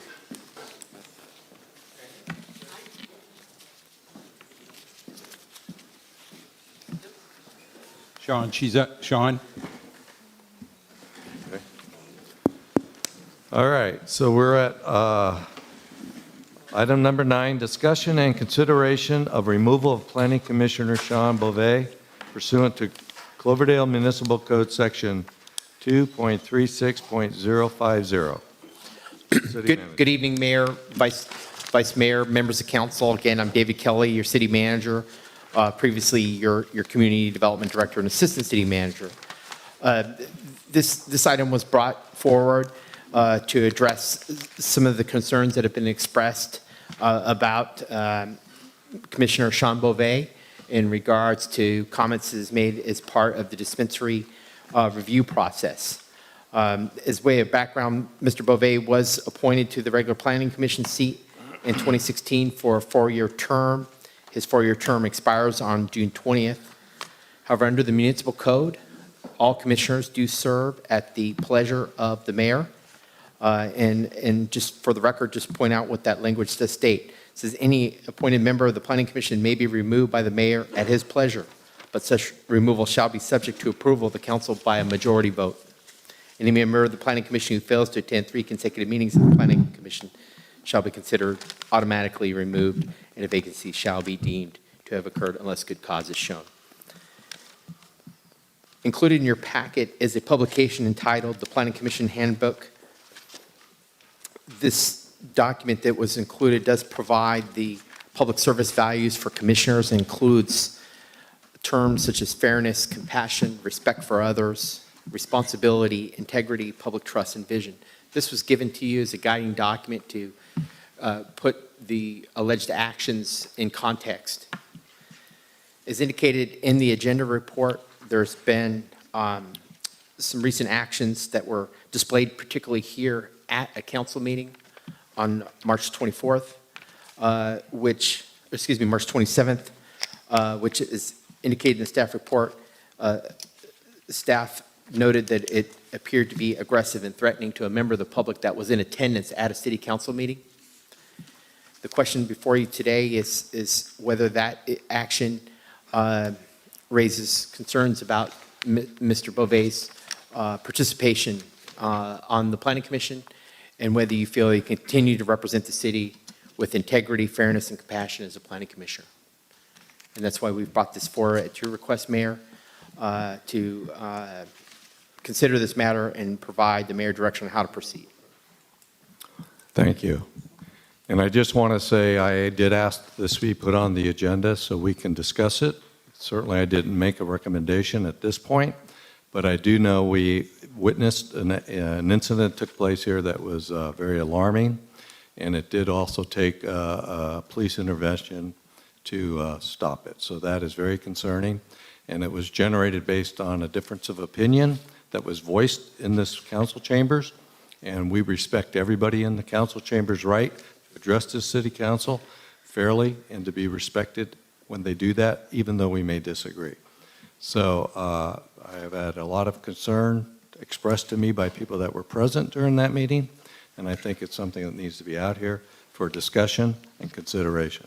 So thank you. And Mayor, if I may, I just want to share with the council that I did invite Mr. Beauvais in to have a discussion. I'll let him know that there were some expressed concerns with his actions, and that this matter would come before the council. And so, wanted to give Commissioner Beauvais the opportunity to hear directly from me as your city manager. Thank you. Okay, any questions or comments from City Council? I have some questions. Certainly. Okay. Start with Councilmember Brigham. Okay, these are questions that I've gotten through email and telephone calls since sort of the beginning of this thing, and so I think we should answer them.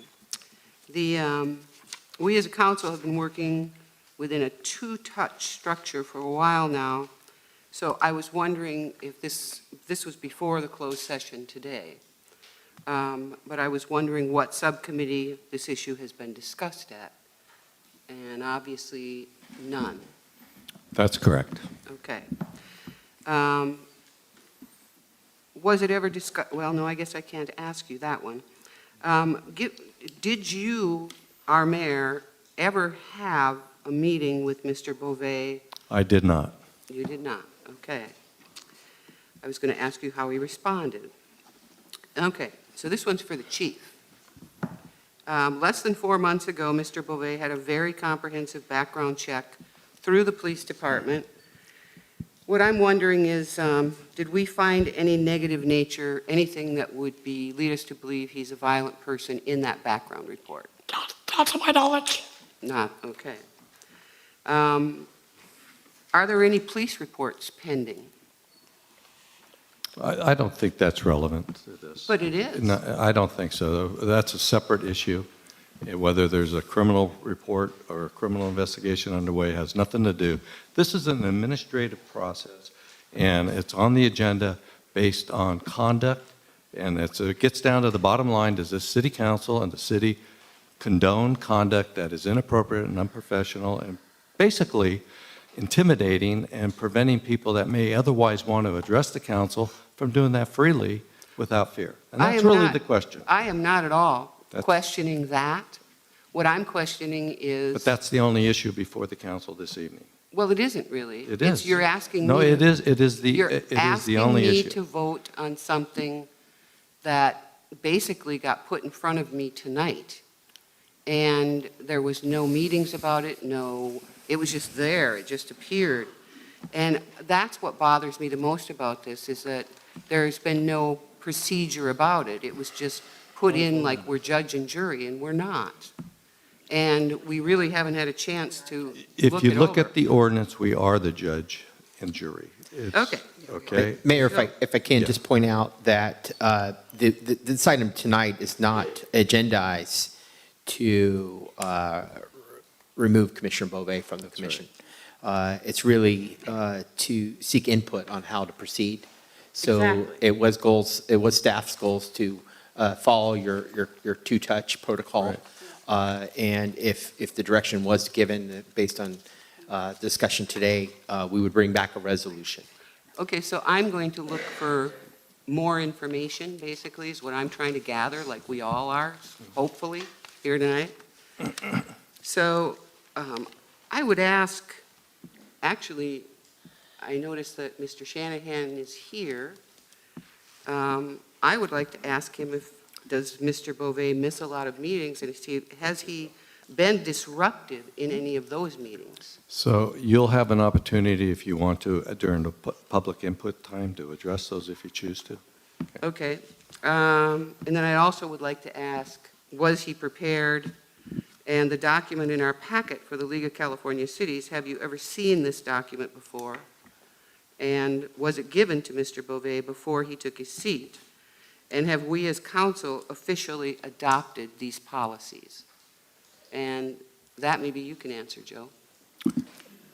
I'm going to ask the city former community development director to address how planning commissioners are advised of the ethics that are involved with any appointed and official required by state law as well. Yes. Would you please address that? Thank you. That is correct, Mayor. In terms of the ethics requirements under state law, it's required under AB 1234 to conduct ethics trainings every 2 years. I do have on record that Mr. Bove did attend ethics so he training did. Okay. in 2015. I don't know offhand if it's followed up in that 2-year time frame. In terms of the Planning Commissioner's Handbook, it really is, it's not an adopted policy.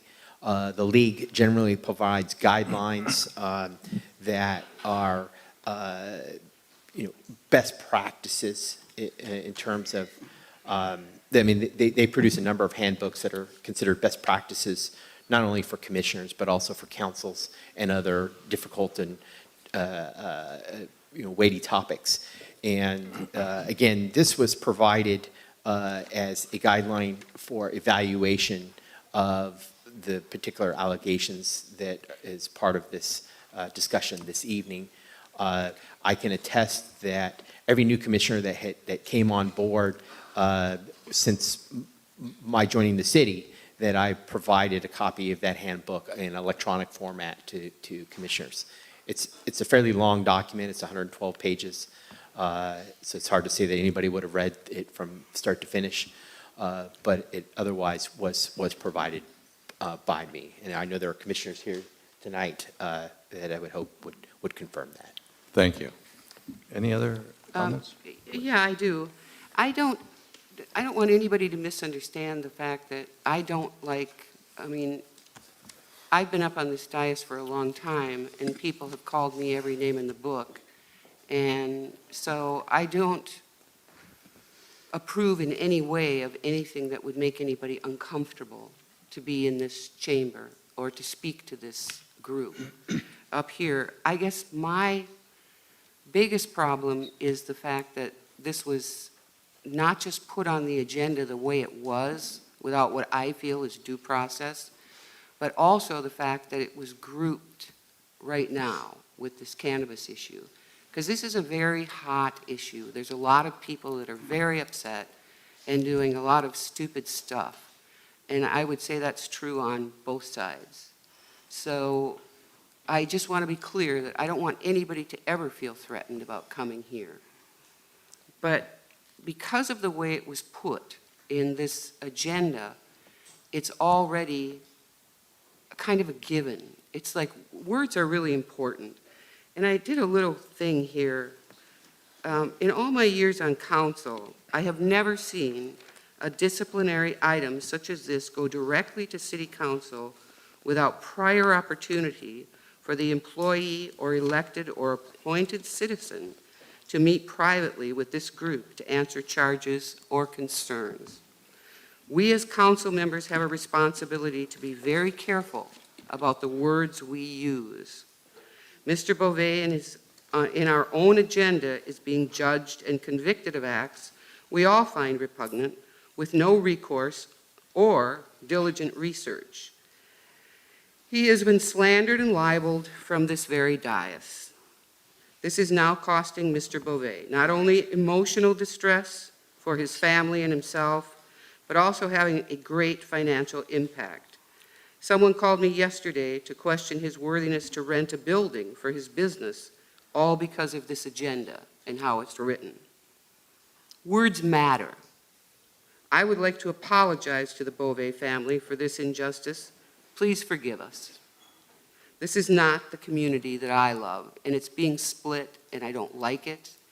And I think we should all try and sit down and have some civil discourse over this. Thank you for that. And City Attorney, you had a comment? I just want to make one clarification. Here, you want mine? Here. I'm good. I just want to make one clarification. I'm not trying to disagree with you. I just want to state in terms of what is on the agenda tonight and what you're discussing. Due process is not really involved here. This isn't an employment action. This is not a criminal action, so there's no property right or that kind of thing at stake. The ordinance is pretty clear. Like in most cities, planning commissioners serve at the pure pleasure of the mayor with confirmation of council, and it's kind of up to you. So long as those decisions to remove aren't discriminatory, you can sort of be that judge and jury of what's okay, what's not okay. So that's what we're here to discuss. Due process shouldn't be a standard that's considered. Well, thank you for that. And also, I just want to make one comment, then we're going to go on just to address one comment that Councilmember Mary Ann Brigham said. Thank you. There you go. A lot of things going on. But I just got to say this. I'm not going to take, I have no shame that I put this on the agenda. I put it on there based on an action that happened here that was witnessed by a lot of people and that is actually on there. I have a responsibility and a role, and I'm not going to apologize for putting it on the agenda. I'm not making a recommendation yet. I want to make sure that people know we take that kind of behavior seriously, and I feel I have an obligation to make sure that we publicly address it. And this is not a personnel action. This is an action against an action that happened here. And like I say, if it wasn't for the police intervention, there would have probably been a fist fight. And that is, well, again, I'm not going to go any deeper in that, but it certainly looked that way. With that, I'm going to ask Councilmember Walter to go next. Thank you. Thank you, Mr. Mayor. You know, the two-touch rule was mentioned, and I just have to say, I think that's a very good rule that the city has, that people look at items twice. This is not one of those items. This is an item where individuals in our community felt threatened, and there's emails, there's documentations, the police did what they had to do. It's documented. You know, I'm happy to say and proud to say that when I was mayor, I appointed Sean as an alternate to the Planning Commission. And the reason I did that was because of his outspokenness. He wasn't afraid to open his mouth and say something at the Planning Commission meetings. Even today, when I go to a Planning Commission meeting, I could always count on Sean to go down a road that nobody else has touched.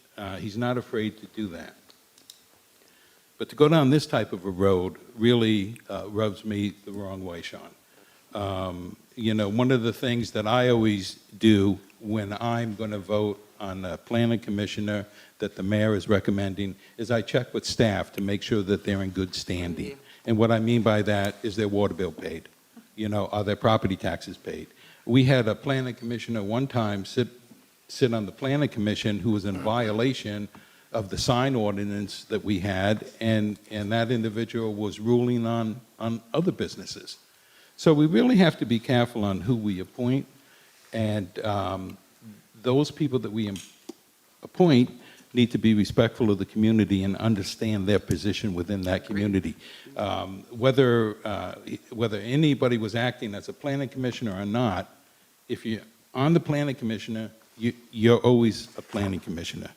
Just like us here. I could be at the movie theater with my wife. I'm a city council member all the time in the eyes of the public. How I behave is a direct reflection on this city. So, I don't know, I just had to get that out. And Sean, I'm sorry you have to go through this. By the same token, I'm sorry that the actions that were taken were taken. Thank you. Vice Mayor. Thank you, Mr. Mayor. Well, I agree actually with both of the prior speakers. As someone who has been in human resources all of her life, the process disturbs me because there's a certain need when you have an ordinance like this to have a process that goes along with it, you know? Basically what we're doing is firing somebody in common language.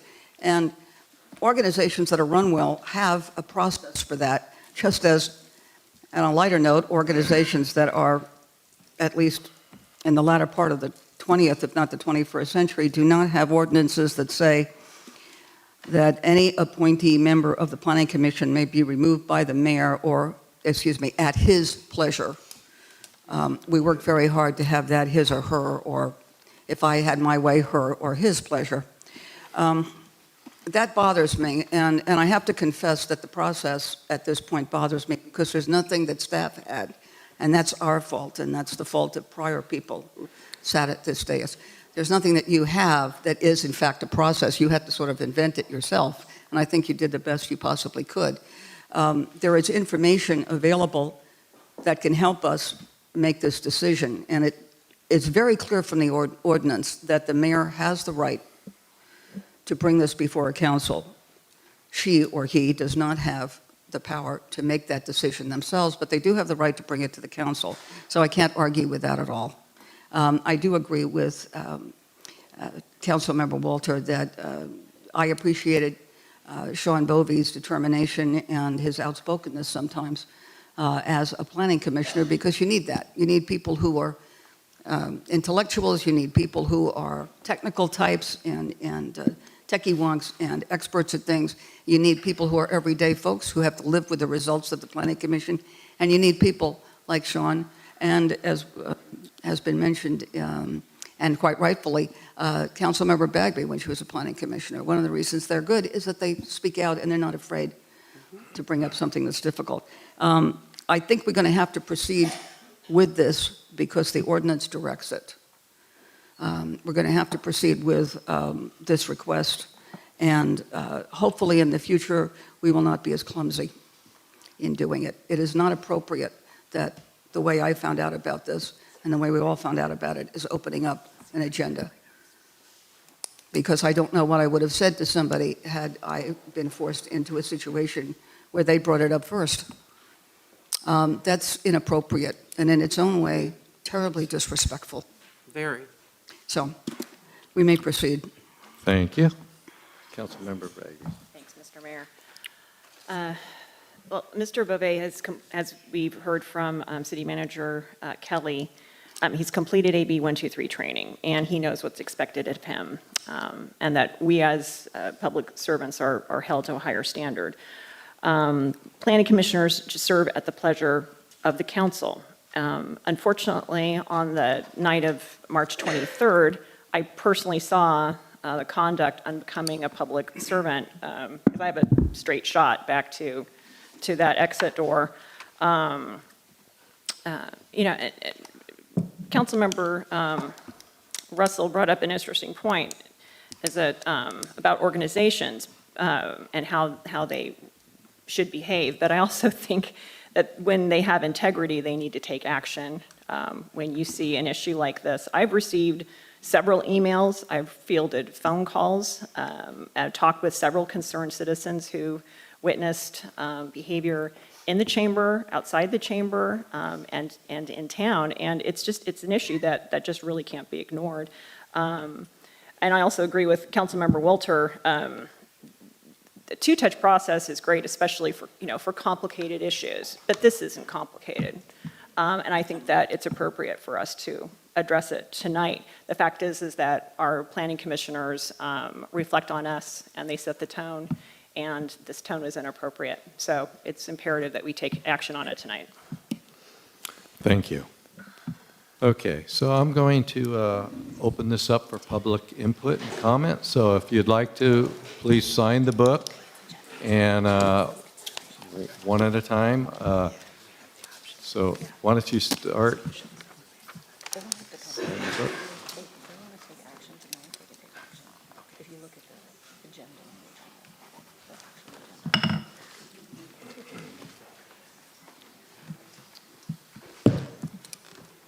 Ipolani Beauvais. I'm Sean Beauvais' wife. Good evening. Part of this to me is quite silly. I was there at the meeting, and I thought to myself, you mean to tell me that you really believe that Sean would try to physically intimidate someone twice his size in a packed auditorium while he was leaving with a uniformed police officer standing right there? So my question is did anybody actually hear the exchange? Did anybody actually ask Sean about that exchange? I know the I police. saw the aggressive behavior is what I saw. I right think, from this seat. please let me finish. Go ahead. The March 27th meeting was like a pressure cooker. The anti-cannabis audience was disrespectful and mean-spirited and had just screamed at him, called him a liar, told him it was baloney. So you're telling me that because they're a planning commissioner, they have to be a superhero? Yeah. We are humans, we have feelings, and this was actually, we were one of the presenters. So what hat is he supposed to wear? April 10th, a gentleman brought that issue up about something that happened outside. Before anybody wants to say anything, I want to make it very clear. I have 7 signed witness statements, 3 video documentations that completely discredit this mob that we were made out to be. And no one has called me, no one has asked us about that particular moment. So in preparing for this night, what are we to do? And lastly, I do think we need to speak with Chief Kramer, because in the agenda, specifically, it says, reported to police as far back as 2017. That, and to say that it's threatening, and then the newspaper pick it up. When my daughter calls me from school and says, has dad been arrested? The way it was worded, I absolutely agree, is problematic. You cannot just put without alleged, without doing the homework, without doing investigation, that's what exactly happened. So I disagree. I think it should have been held and reached out. I sent emails. Please, You let have us 30 know. seconds to Let sum us up. know what's happening so we can respond appropriately. You had no idea. No one asked us his side. So I find it very disrespectful. You claim to want to be fair and compassionate. How are you showing that for Sean? Thank you. Okay, who else would like to address? My name's Kurt Kelder. I live in Cloverdale. Mayor Paula, I support you 100%. I was at that meeting. I witnessed Planning Commissioner Beauvais charge violently from approximately that location at a citizen who was up, who had spoken against him. It was fortunate that a police officer was there, because when I saw that happening, I thought, this is going to turn ugly quick. thank you, Chief Kramer, for having officers here to stop that. They diffuse the situation. I support you 100%, Mayor Paula. Do the right thing. I know you will. That was going to be the end of my speech, but Mary Ann Brigham, or Councilwoman Brigham, you talk about words mattering. I think actions matter more. And as adults, I was taught by my father and mother that actions speak louder than words.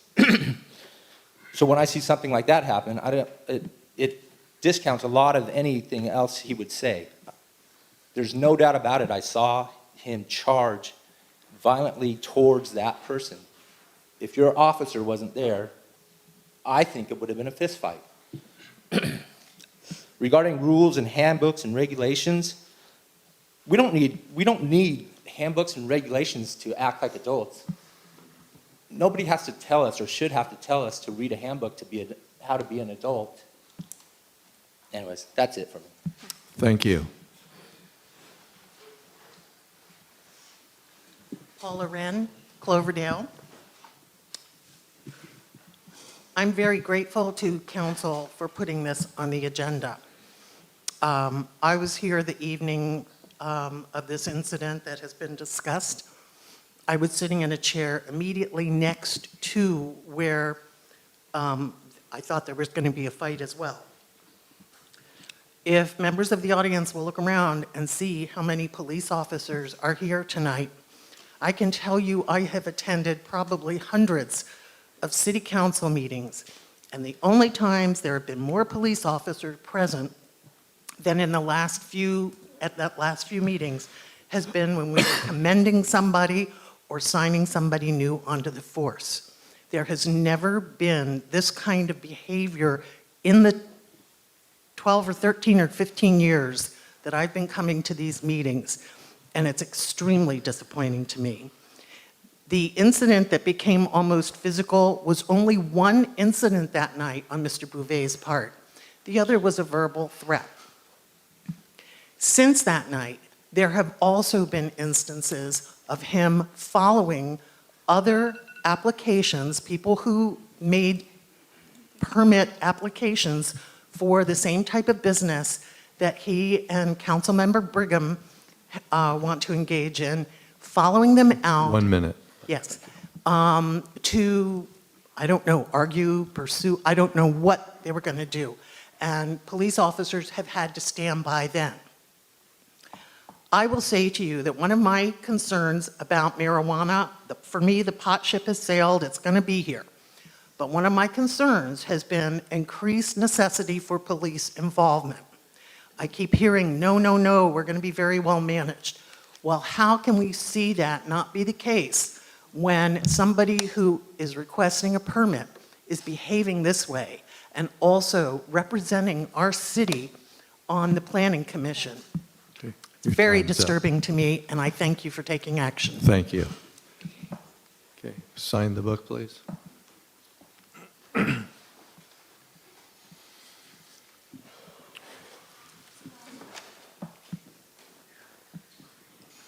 Hoku Leilani Bove. I'm just genuinely curious, are we holding our school board members and school teachers to the same accountability as our planning commissioners and our city council members?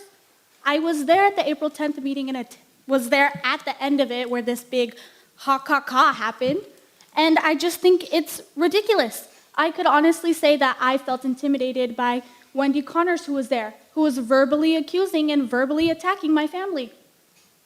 Can anyone answer me that?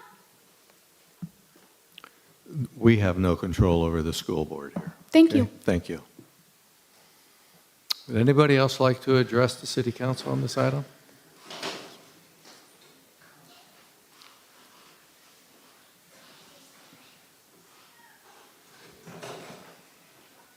Good evening. I want to thank you very much for bringing this to the public's attention. I am a recipient of a threat, and it didn't feel comfortable. And I was told that since we share this town together, we better keep our distance. And I serve on the Planning Commission. And I was asked by somebody, Well, do you think you should serve on the planning commission when you have somebody threatening you? Oh, yeah, because he's not going to make me not be on that commission.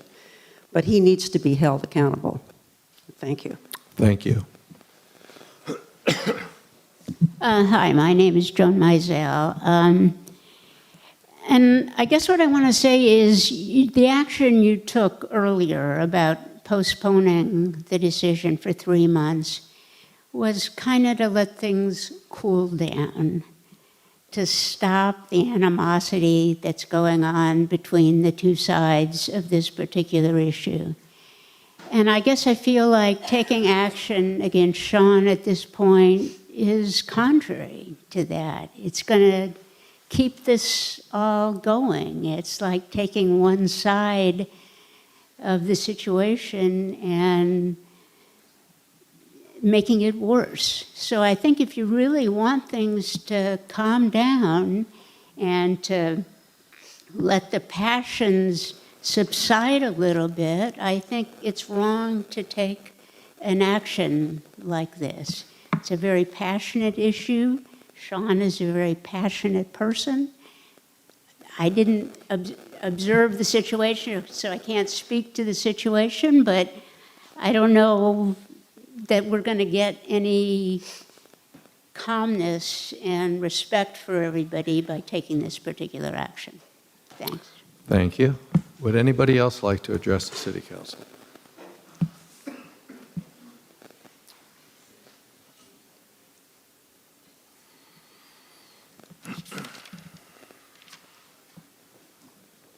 Allison Buell again. I think to ask someone to keep distance from you when there are two parties conflicting is to hold peace, to agree to disagree, to not engage in further discrepancies and pour fuel on the fire, so to speak. I don't view that as a threat in the slightest. I have known the Bovey family for, I'd say, about 5 years now. I first engaged with them at the school, actually, to try to bring a skate park to the community for our children. And it's just interesting to me to see this all unravel where, at first the school was being, their doors were opened to invite them in, to support this family in doing something for the community and for the kids. And now that this,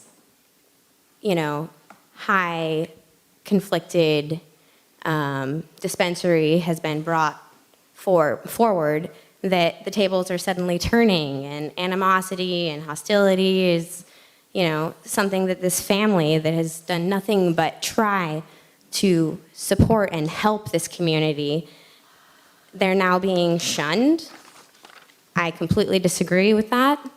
This family is amazing.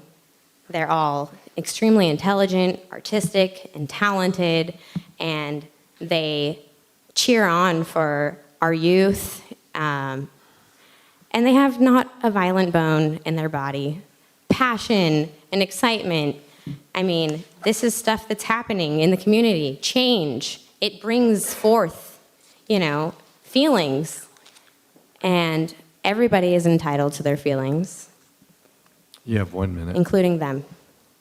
And I believe that he should stay, part of this whole agenda and keep his chair. And thank you.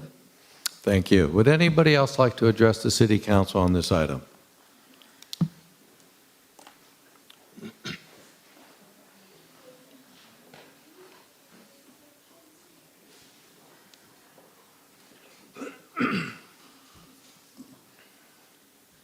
Michelle Winterbottom. I was at that meeting. I was sitting right back there, right by the police officer, when Sean was passionately trying to ask a question of, I don't even know who it was. It wasn't a confrontation. The cop just told him to stop asking him questions because of the thing. There was no altercations, there was no fists, there was no fight. It was just a plain conversation. And Sean is pretty passionate, so that's what I saw. I was sitting right there, and there was no confrontation. Although I got accosted during the meeting of April 10th by someone. Thank you. Would anybody else like to address the city council on this item before we close the public? Yes.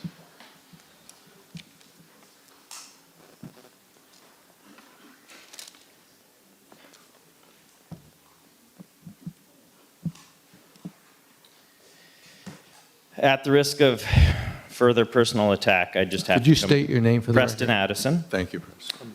At the risk of further personal attack, I just have to come forward as a witness to the event at the March 27th meeting. I was sitting back there too, and I clearly heard Sean say to, I think the man's name was John, "We can settle this outside right now." And he continued to repeat that again and again. Police officer stepped forward there to maintain the peace, as they have again and again. And Sean continued until the police officer gave him an ultimatum. He said, "Sean, you're either going out in handcuffs or you're going to get in your seat." And it was only then that he backed down.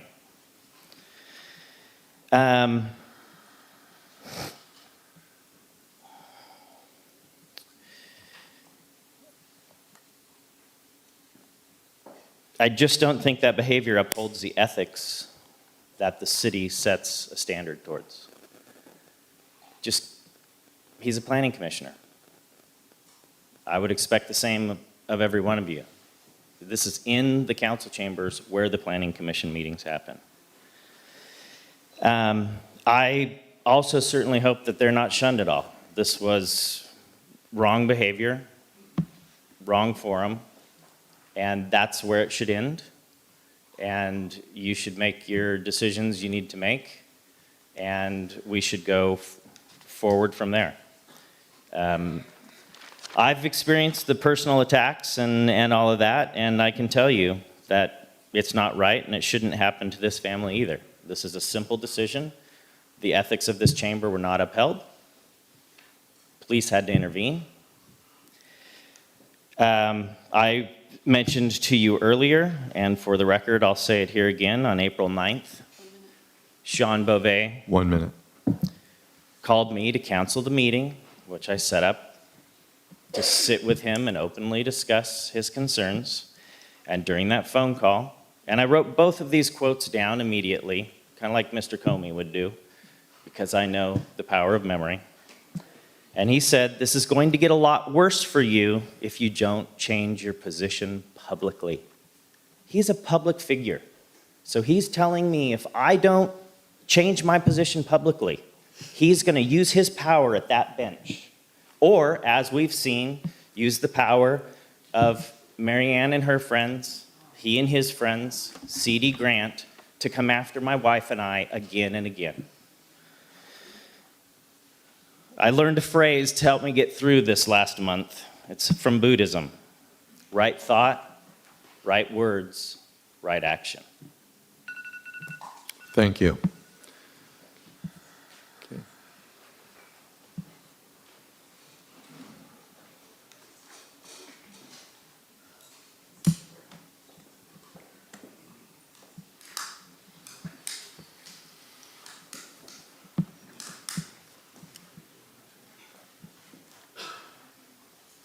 Councilmember. State your name for Michael the... Shanahan, Chairman of the Planning Commission. Thank you. Mary had questions, and if you still have the questions and you need them answered, Sure. go ahead. Do you want me to? The questions you reread them? had, I didn't write them down, though. Sure. Basically, I was just asking you if there was a problem at the planning commission meeting in any way. Was Sean disruptive in any way at the meetings? Was he not prepared? Did he miss a lot of meetings? The document in your packet from the League of California Cities, have you ever seen it? Was it given to Mr. Beauvais? Just like we're just collecting information here. Sean's a very good planning commissioner. He's always prepared. And as Councilman Walter said, he does take us down paths we don't usually go down. He will be the devil's advocate. So I'm trying to, he'll be the devil's advocate for us to keep us online, so we see the other side of questions. So on that part, he's very good, and he does his homework. He does walk the sites, when we're doing things. So, I have no problem with him on that. Attendance-wise, he's at every meeting on time, so it's not an issue. With the California League of Cities, I've never seen that article that, till I saw the agenda. And I've been on the Planning Commission for, 15 years or so. So I don't know when it came in. It's not in our bylaws. It's not in any part of anything I've ever gotten. I don't know what's given to the new commissioners, but I have never seen that. I know we do our AB training every 2 years. So the ethics is a big thing. We are Cloverdale all the time. Exactly. My phone blew up when people saw the agenda, wanting to know what was going on. I wasn't at the meetings. I don't know. I know Sean for years. I really don't think aggressiveness is in him. Passion, yes, but being aggressive, I don't see that part. I helped Sean come to Cloverdale. I gave him space in our place, years ago to get the studio going and stuff. And him and I both very good people. So that's it. Any other questions? No. Thank you. Okay, thank you. All right. Any other public input before I close the public input? Yes.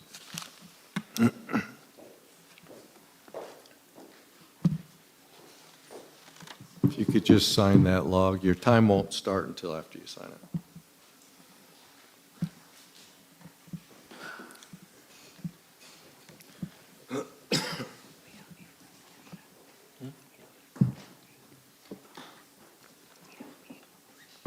My name is Mark Lynn. I live in Cloverdale. Thank I you. will attempt not to be quite so loud this time. Below, I'm going to read portions of the Fair Political Practices Commission's, some verbiage from it. First, an official with a disqualifying conflict of interest may not participate in making or use his or her position to influence a governmental decision, forgive me. Another portion.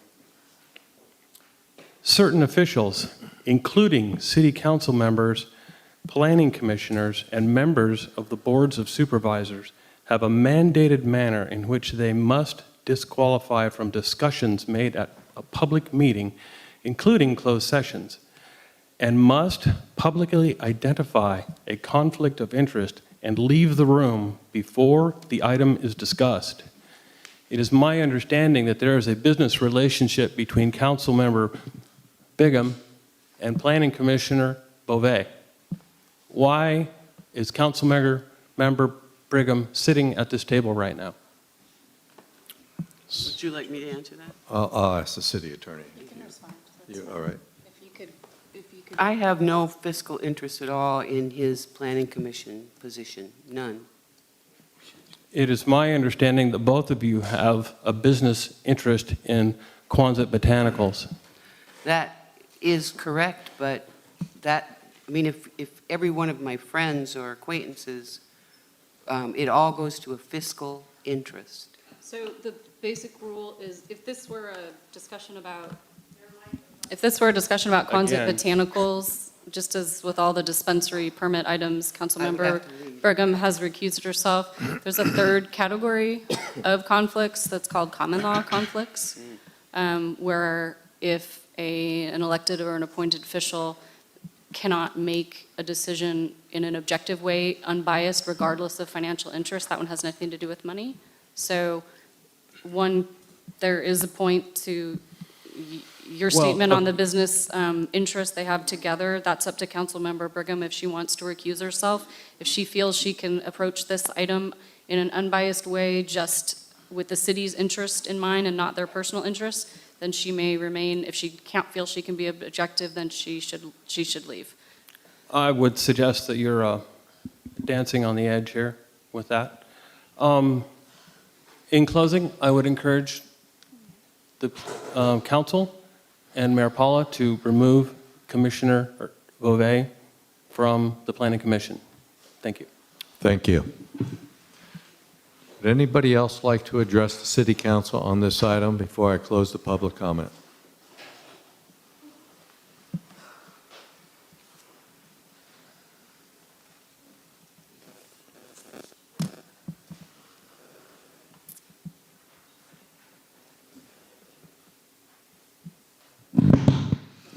Hi, my name is Valerie Allman, and since the moment that I've met the Beauvais, they've been nothing but passionate about everything they do. From the moment I met them, they were trying to get a skate park for the children here. They have done nothing but go above and beyond when there has been no help whatsoever. They've treated me like family. I don't believe that Sean has any malice whatsoever. He is just passionate about everything he does for this place. He is just great. And this is like really hurtful to everybody that knows him because they know that he's an amazing person. Thank you. Anybody else want to address the city council on this item before I close the public input? Okay, seeing nobody rise, did you want to? Well, if you want, I asked, come on up and it's up to you. You got 3 minutes. Please sign the book and state your name for the record.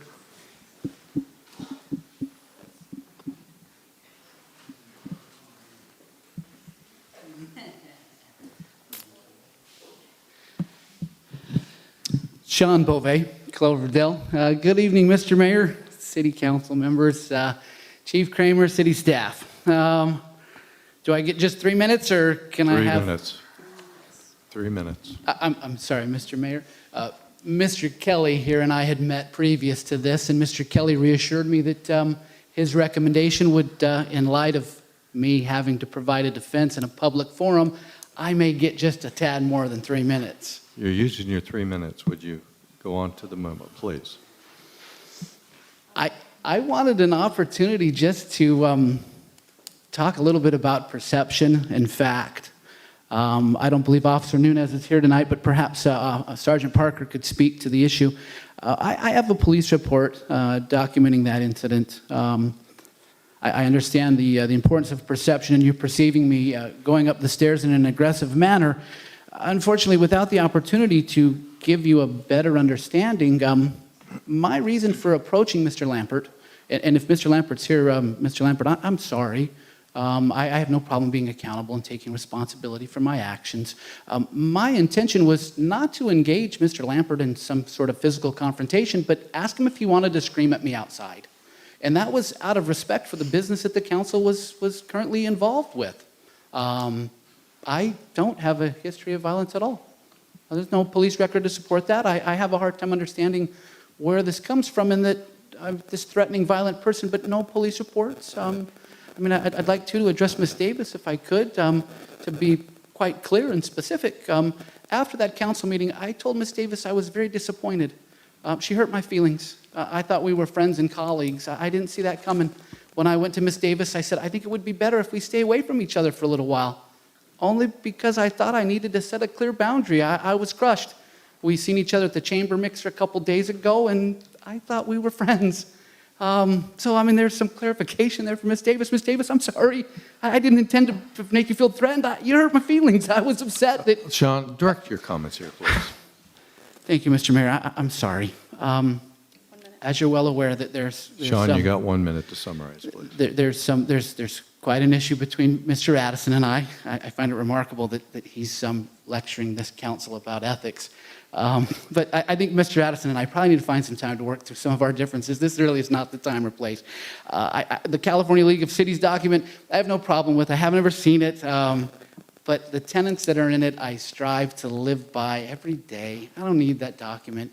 You know me, okay? I don't. I'm not violent, okay? And I'll tell you, it was incredibly difficult to deal with this. Having grown up as a young man and being the victim of continual violence, real violence, blood, loss of consciousness, hospital visits, Oh, it was really hard to work through the idea that anybody in Cloverdale thought that I was potential of violence. Okay, your time's up, Sean. Thank you. Thank you. Would anybody else like to address the city council on this item before I close the public comment section?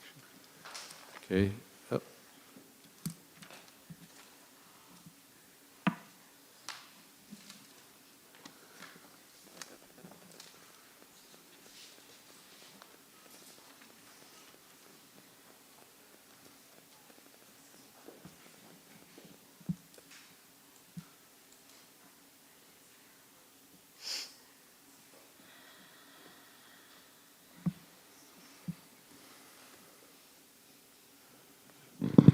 Roz Katz, Cloverdale.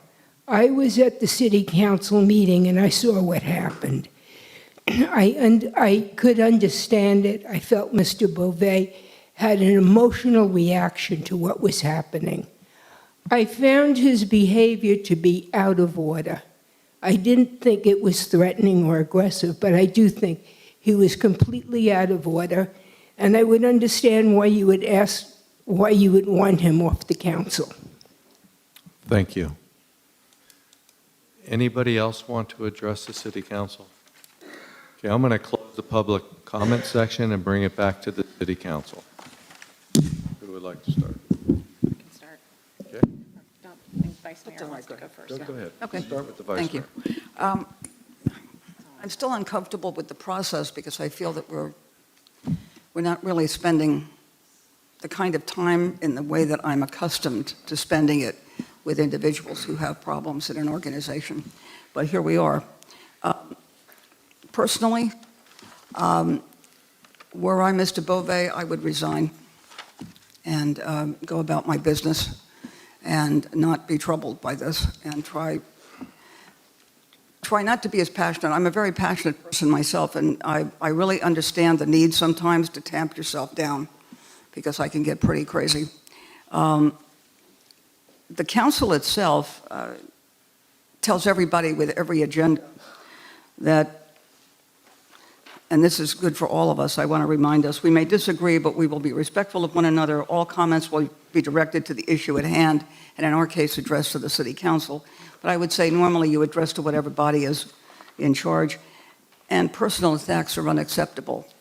If we agree that that is true, and if we agree that whether passionate or not, how we act can be interpreted by others in ways that aren't going to be bad, are going to produce bad results. I think there's a lesson here for all of us. Every intense message I have received attacks someone, even though the sender may not have intended to do that. Their emotions are so strong that sometimes the attack is on the council, and they're saying, you're not doing your job, and you don't care, and you're lousy people. Sometimes it's on an individual you know or you don't know. But the fact is we've all allowed ourselves to become so emotional about this, so intense, that we're actually at a point where, look at us, this is horrible. I'd like to urge everybody to just take tonight as the ultimate lesson in what not to do for everybody. I'm sorry that I'm in this position. I'm sorry that Sean is in this position. I know he cares about this city, and I think I really do, that he behaved in a way that looked really bad. But I don't think Sean would punch anybody. I don't think he intended to do that. I really don't.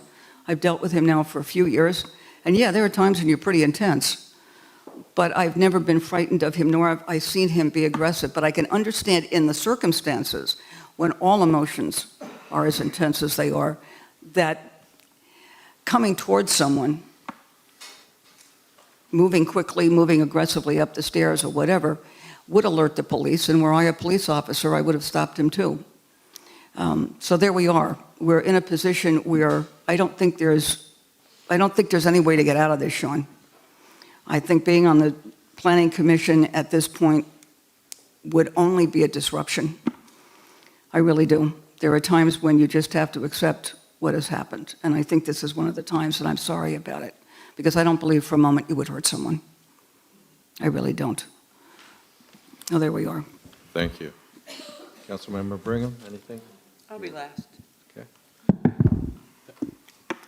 Councilmember Walter. Thank you, Mr. Mayor. You know, I've been on this city council now for 16 years. It's a long time.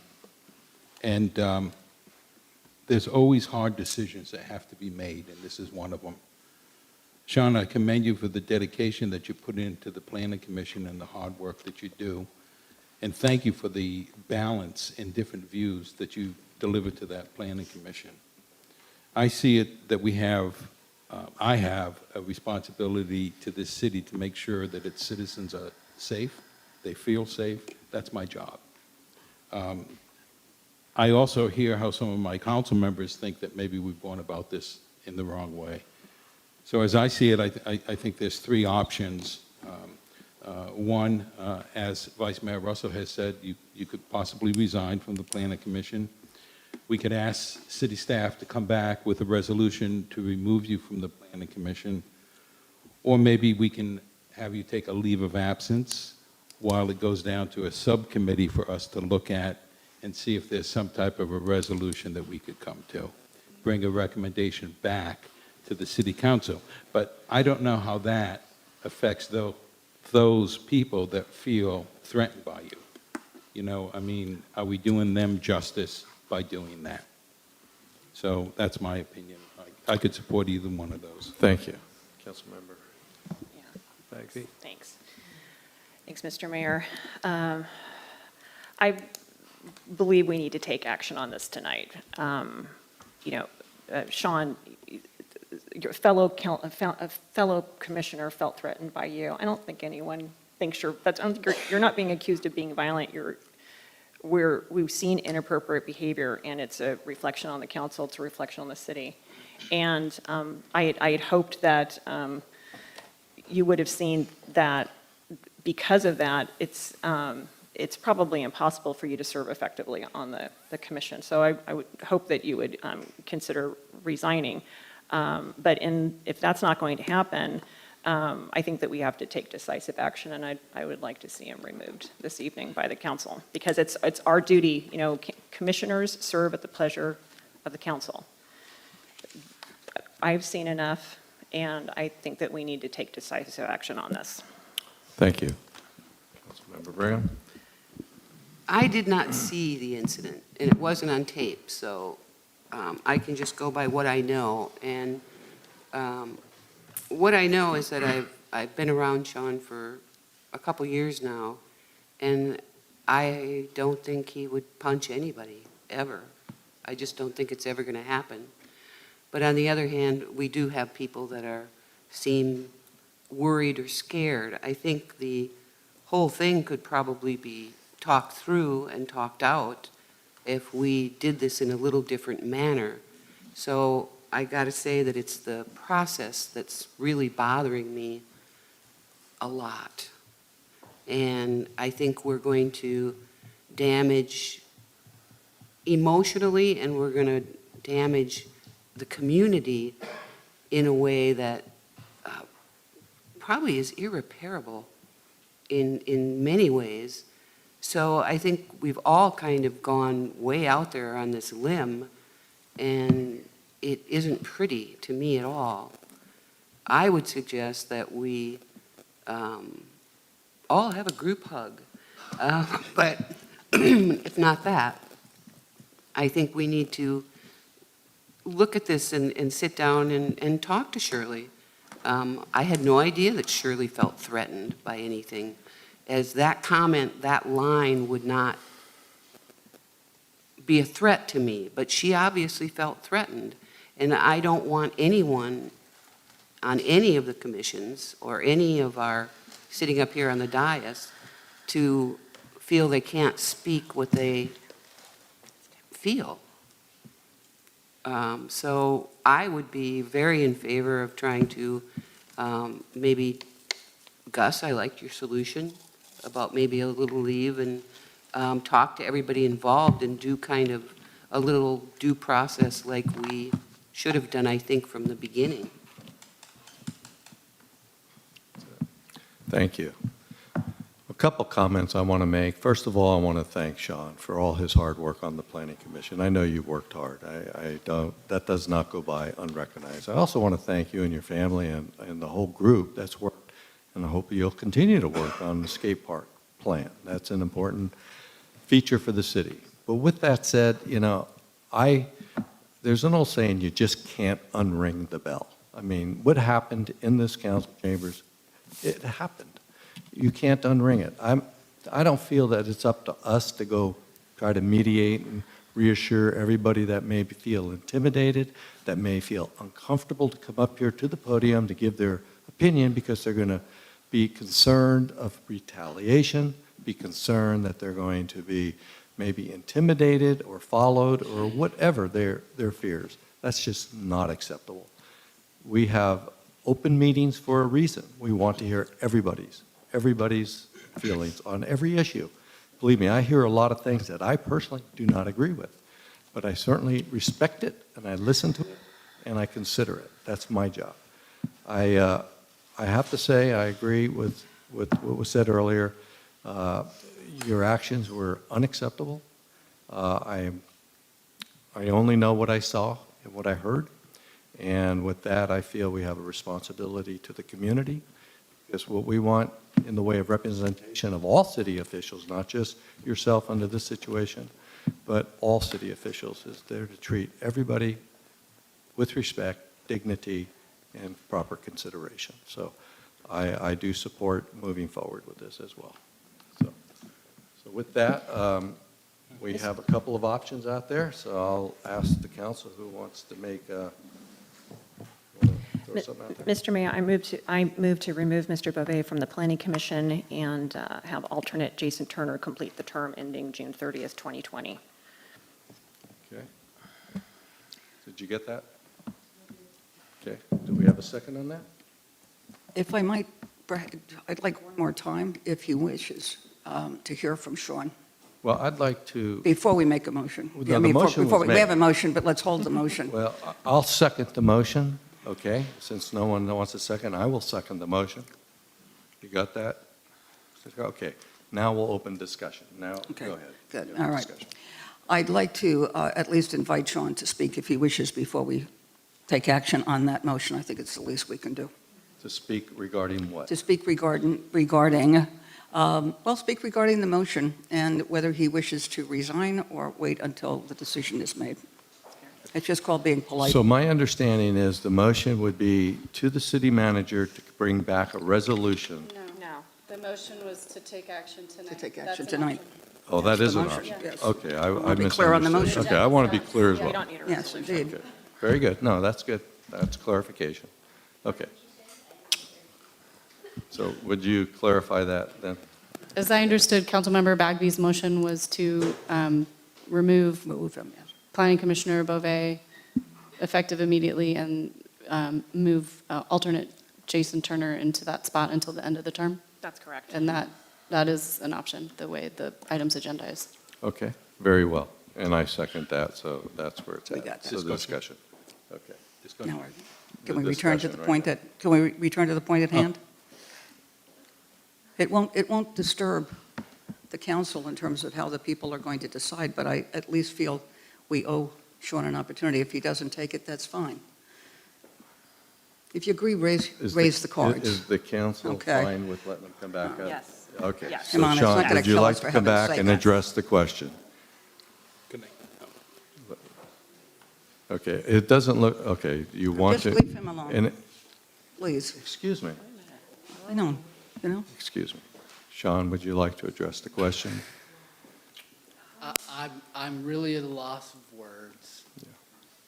Your city manager assured me I'd get the opportunity to at least say something in my defense and would have the time I needed to do it. Nobody told me any of this. You've publicly slandered me. You've taken what do you want me to say? You want me to resign? The I mean, where does question the buck before you stop? is, would you like to resign from the planning commission or not? That's the only question. No. Okay, that's fine. No. Okay, good. That's fine. Good, we've given Okay. him that option. No, It's the least we can do. no, you're welcome. Discussion, Mr. Mayor? Yes, go ahead, Thank you. Councilmember Walter. You know, I'd like to see us, if we're going to make a motion, I'd like to see it made on one item and not moving alternate Commissioner Jason Turner I'll modify my motion. to the seat of Yeah, it's Planning two different Commissioner. motions. We have two qualified alternate Planning Commissioners, and I think the mayor should make that recommendation. I'll revise my, I'll revise my earlier motion and just recommend that Commissioner Bouvet be removed. And I'll amend my second to that as well. Okay, can we get a roll call vote on that, please? No. Yes. No. Aye. Aye. Hey, Mr. Mayor, if I could, just clarification for my constituency out there why I voted no for that. I feel that Sean does deserve the right to take a leave of absence, come to the Police Administration Subcommittee, and say what he has to say about this whole issue. Thank you. Thank you. All right, we'll move on to item number 10.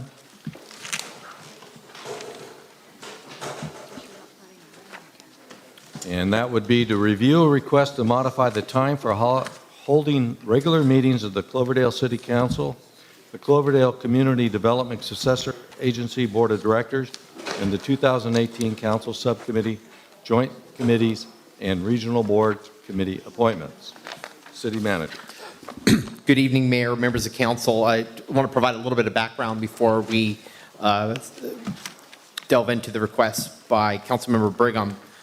Under the government code, the legislative body, i.e. the city council, is required to designate the times and locations of your regular meetings.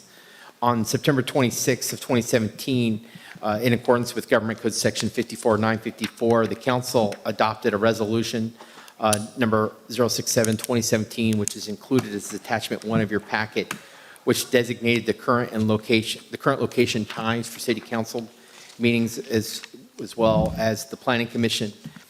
That resolution set the second and fourth Tuesdays of each month, with the closed session beginning at 5 and an open public session beginning at 6 here in the Cloverdale Performing Arts Center. And follow up to that action, on January 9th, the council was presented recommendations for subcommittee and joint committee appointments. The city council reviewed those appointments and directed that the staff return with a list for formal adoption by resolution. And the council did that on January 23rd, where you set subcommittee times and as well as location of those subcommittee meetings, which for the most part occur at City Hall. But those meetings are set at various times, depending and based on that resolution that the council adopted. On April 6th, Councilmember Brigham submitted a written request that requested that the city council make some changes to their regular meeting times as well as subcommittee times. I think most specifically, the request was to move the city council meetings from 6 to 6:30. I think to note that was a previous start time for council meetings, as well as schedule closed session from prior to the meetings to after the meetings.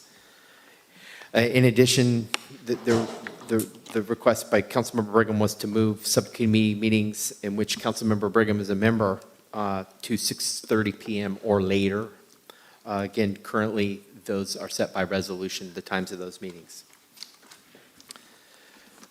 This item is being agendized so that council can consider modification of the regular meeting times of both the council meeting as well as the subcommittee that Councilmember Brigham sits on, which includes the Finance and Administration and Police Subcommittee, as well as the Planning and Community Development, including the Joint City Council Cloverdale Fire District Subcommittee. The request is again to move all those meetings times to 6:30 p.m. or later. Our recommendation is that you review Councilmember Brigham's request to modify the regular time meetings and provide direction to staff on this matter. If council decides to modify the times, it'd be necessary for us to bring back resolutions modifying those previous resolutions that were adopted by council in 2017 and 2018.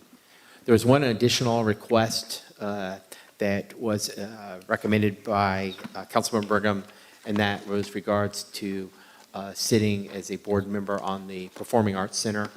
That's not specifically addressed in here, as staff did not see that council had taken formal direction in the past on the participation on the board of directors for the Performing Arts Center. But I did want to note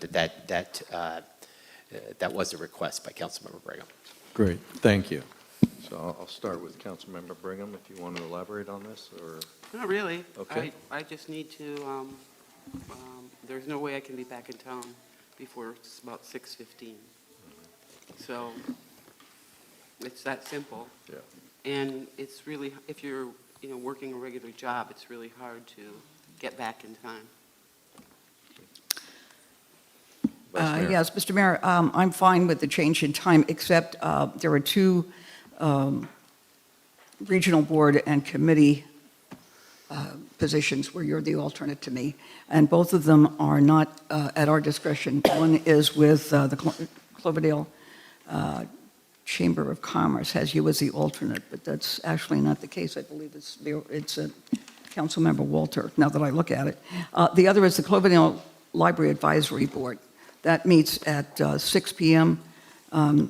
If that's a problem, it only meets about 4 times a year, but that will be a problem. And as I say, we have to clear up the one that lists you as an alternate on the Chamber of Commerce. Yeah, because I'm not Chamber of Commerce. You're not, no, that's what I'm saying. So there are two that are a problem, but the Cloverdale Regional Library Advisory Board may not require an alternate because I can get to the meetings at least as they appear. So there we are. It's on page 82. Committees kind of set their own schedules, right? The They do. subcommittees, that's not Right. necessary. No, they We don't move. have to hash out all. Everybody, all these things get moved around a lot Okay. just to accommodate. Just that time, yeah, that's fine. Is that it, Carol? Yep, that's fine. Thank you, Mr. Mayor. David, what impact is this going to have on staff? I think the impact for staff is really relative to the subcommittee meetings. Currently, those meetings are scheduled during the normal working hour for staff. If the meeting times are changed for the subcommittee meetings, for your exempt staff, your management team, that just means we work later, which many of us already do. However, for hourly staff, which we often do have, attend those meetings and provide critical input on matters important to the subcommittees. I can speak both our finance manager, public works director, city engineer, as well as myself, have hourly staff that attend and provide input to those committees, and that would result in overtime for those members of staff to continue to participate in those subcommittee meetings at that particular time. And it may require some adjustment in their work schedules. Did you also mention the closed session will have to be after instead of before? I did, yeah. Okay. So I'm sorry to hear that, because I don't have a problem moving the subcommittees. Mary Ann and I are only on one, and that's the Police Finance Subcommittee, and if we have to move it from 2 o'clock to 6:30, that works for me. But the regular city council meetings, I'd like to see them stay the way they are. We go late enough into the evening without having a closed session after a council meeting. So I just would like to keep it the way it is. I don't know whether you're just 15 minutes late. It'll depend on traffic. Yeah. So, I mean, we could move it to 6:30, and you could still be 15 minutes late, probably. That's true. So leaving it the way it is works better for me. I don't know. I'm not really looking forward to the 12:30 at night either. Okay. I agree with you, but it's the way it is. I have to say, I agree with Councilmember Walter. I'd like to leave the council meeting, especially if we have to move then the people who have to commute here from Sacramento are going to dislike it even more. But I have no problem moving the subcommittee meeting. And I mean, I'd be happy to also look at moving the, places where she's an alternate. That's, I mean, I'll do my part, to pick up an alternate if I need to. Very good. And I also, I have a lot of stuff on Wednesdays. That's why we actually moved the meetings back to Tuesdays. A lot of it's for city-related business, and it would be very difficult. I also would like to leave at least our regular council meetings the way they are. I would not like to have the closed session at the end of the meeting. I certainly think the subcommittees are doable as far as working with each other in the committee, but I know like with the fire, we got to talk to the fire people as well, because it could have impact on them, as well as, I don't know about the police, finance. I think that's really just a staff issue. That's us. Yeah. So, I at this point would like to keep our city council meetings the way they are at 6 o'clock with the closed session and prior to the meeting. And, That can't work. Well, That's why, we just moved, we move everything around all the time. And to accommodate everybody. Yeah. Like, we've moved them for you, we've moved them for everybody. So one of the reasons that well, we had them after or later was because most of the people on this dais used to actually work, and had jobs. And so there was no way they could do that. And that's my case, is so.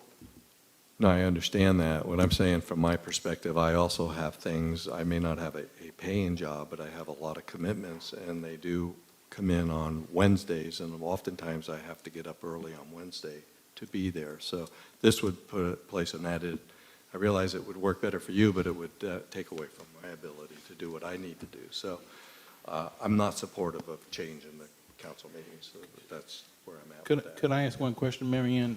We have a police finance subcommittee meeting scheduled for Thursday. I will be there. You'll be there. So Yeah. have you started your job yet? No. Not yet. Okay. Starts in May, In May. Okay. May the 1st. It's tough, I know. The meetings, jobs, trying to fit everything in, it's a balancing act. And I do want to clarify, when we changed the council meeting from Wednesday to Tuesday, it was strictly so I can continue to represent Cloverdale on the league board of directors. It's city-related business. Yeah, we also moved the closed session from after to in front of a few years ago. Oh, that was a long time ago. Yeah, That was- but so I'm just asking for a pretty simple thing.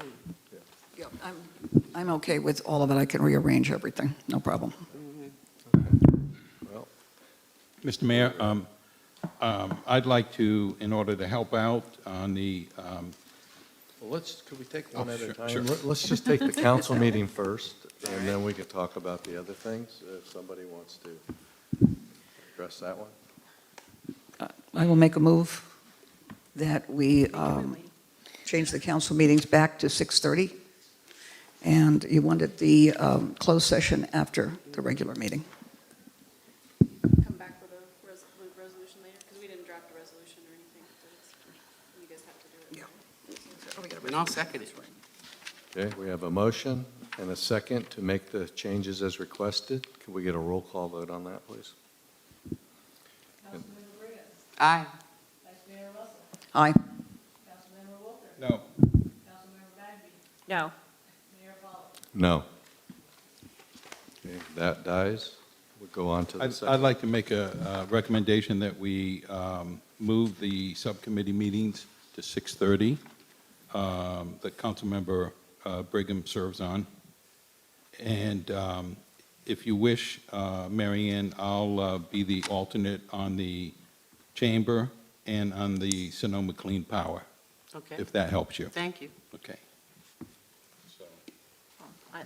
I'd like to step up, and I'll be the alternate on the Cloverdale Library Board.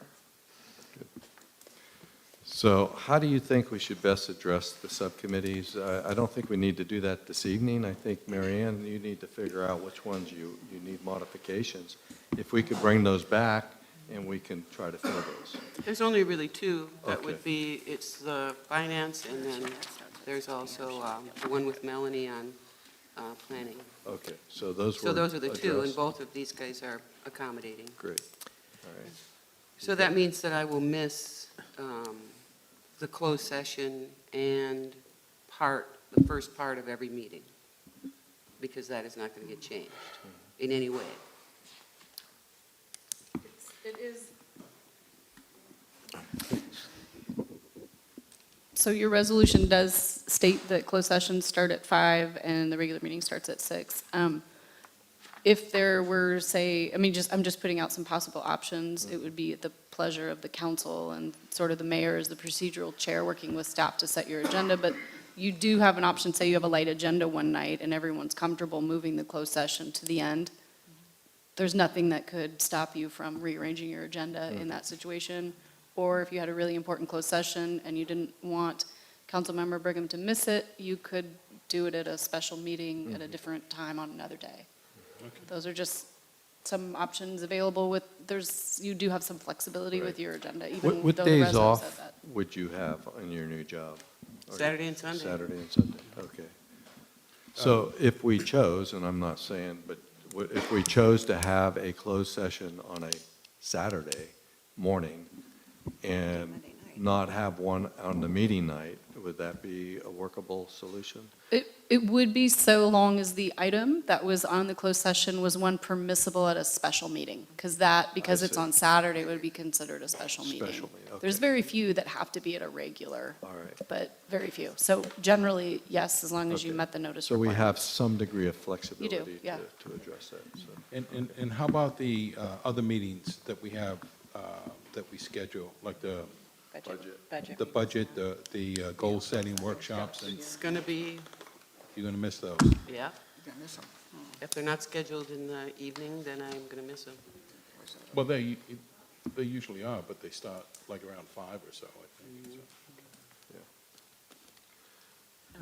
Okay, so is there anything else we need to do on this item? Just to be clear, Mayor and Council, the council set the subcommittee meeting times by resolution, so it'd be necessary for us to return with a modified resolution.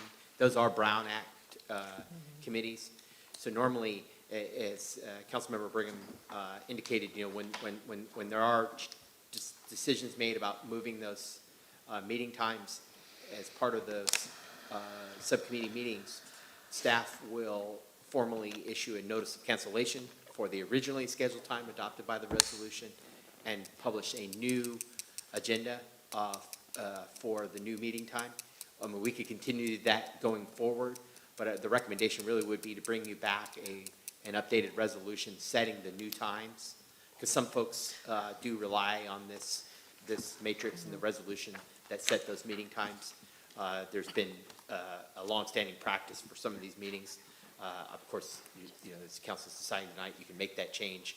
I just recommend we do it by resolution going forward, and we'll work with legal counsel and make sure it's set right so that we don't have to do a bunch of notice of cancellations. Okay, so that can come back at a future meeting, Right, we could bring it back at your next meeting. and they can come back under consent. Okay? Just in way of housekeeping, Mr. Mayor. Yes. I just note there, while you're at it, on page 82, the meeting schedule for Northern Sonoma County Air Pollution Control District is not accurate, and just want to make Councilmember Russell aware of that because she's my alternate. And then while we're at it, also Sonoma County Waste Management and City Manager Kelly, it needs to be put in there as my alternate officially. So just 2 items for housekeeping. For cleanup. Yeah. Yeah, if council supports replacing previous city manager Kaler on the Waste Management Agency with me, I'm happy to include that, make that modification. I want to make sure that council agrees with Yes. that. Is there everybody in agreement Yep. on that change? Everybody okay? Yes, we have a concurrence. So you can bring that back under consent. Great, thank you. Any other discussion on this? Okay, we'll move on to the next item, 14, consideration and adoption of Resolution 025-2018, approving the proposed 2018-19 pavement improvement project list for eligible projects to receive funding from the Road Maintenance Rehabilitation Act of 2017, SB1, and authorize the city staff to incorporate the projects in the 2018-19 budget as funding allows. City Engineer. Yes, okay. Good evening, Mr. Mayor and council members. So what's before you is a list of projects that was previously approved about a year ago by City Council, and this is a continuance of that. Every year we need to renew our list according to the state law. So this is just the same projects being listed yet once again. We are banking our funds right now because there's not enough in there being collected by SB1 funding. So this is a accumulation of funds and also still identifying those same projects. So if there are any questions in regards to how we select those projects, I'd be more than happy to answer those. No questions, but we do know SB1 is, they're circulating the petition, and they actually have paid signature gatherers out there, and they're very close to qualifying this to be on the November ballot to repeal this legislation, which would be very hurtful to all cities and counties throughout, and the state as well, on repairs to all roadways. So we're monitoring that very closely. So Very good. okay, any comments or discussion from council? Well, no, just that, gas prices are going up, so hopefully. Well, summer blend, I mean, it always goes You know. up every summer. Yeah, that's California law, by the way. It is, it's not that way in other states, but I'd like to open this up for public input. Would anybody like to address the city council on this item? Seeing none, close it, bring it back to city council. I believe we have a resolution. Would somebody like to offer it by title only? Mr. Mayor, I'll read the resolution by title only. City of Cloverdale City Council Resolution Number 025-2018, a resolution of the City Council of the City of Cloverdale approving the proposed 2018-19 pavement improvement project list for eligible projects to receive funding from the Road Maintenance and Rehabilitation Act of 2017, SB 1. Okay, do we have a second? Second. Okay, second. Any discussion on the motion? Okay, get a roll call vote, please. Aye. Aye. Aye. Aye. Aye. Aye.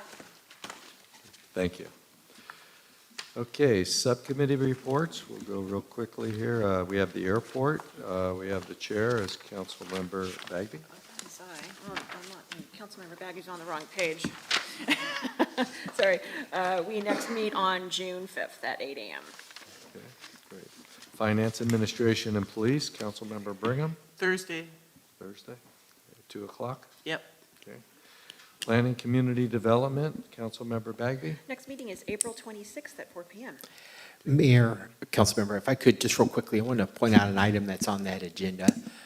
There is going to be, or included in the agenda packet is a report, engineering report prepared on the 6 Acres Water District.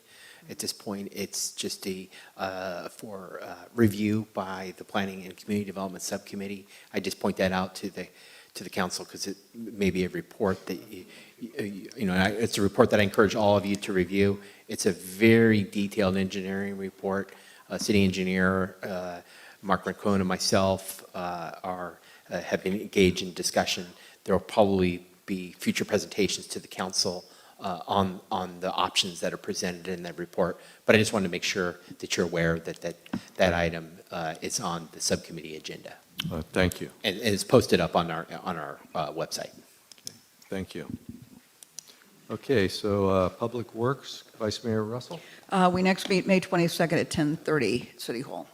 Okay, and our joint city fire, our next meeting would be June 11th at 5:30, and that's at the fire district headquarters. And the joint city school district meeting, our next meeting is May 21st. It's at 5 o'clock, and it's at the City Hall Conference Room.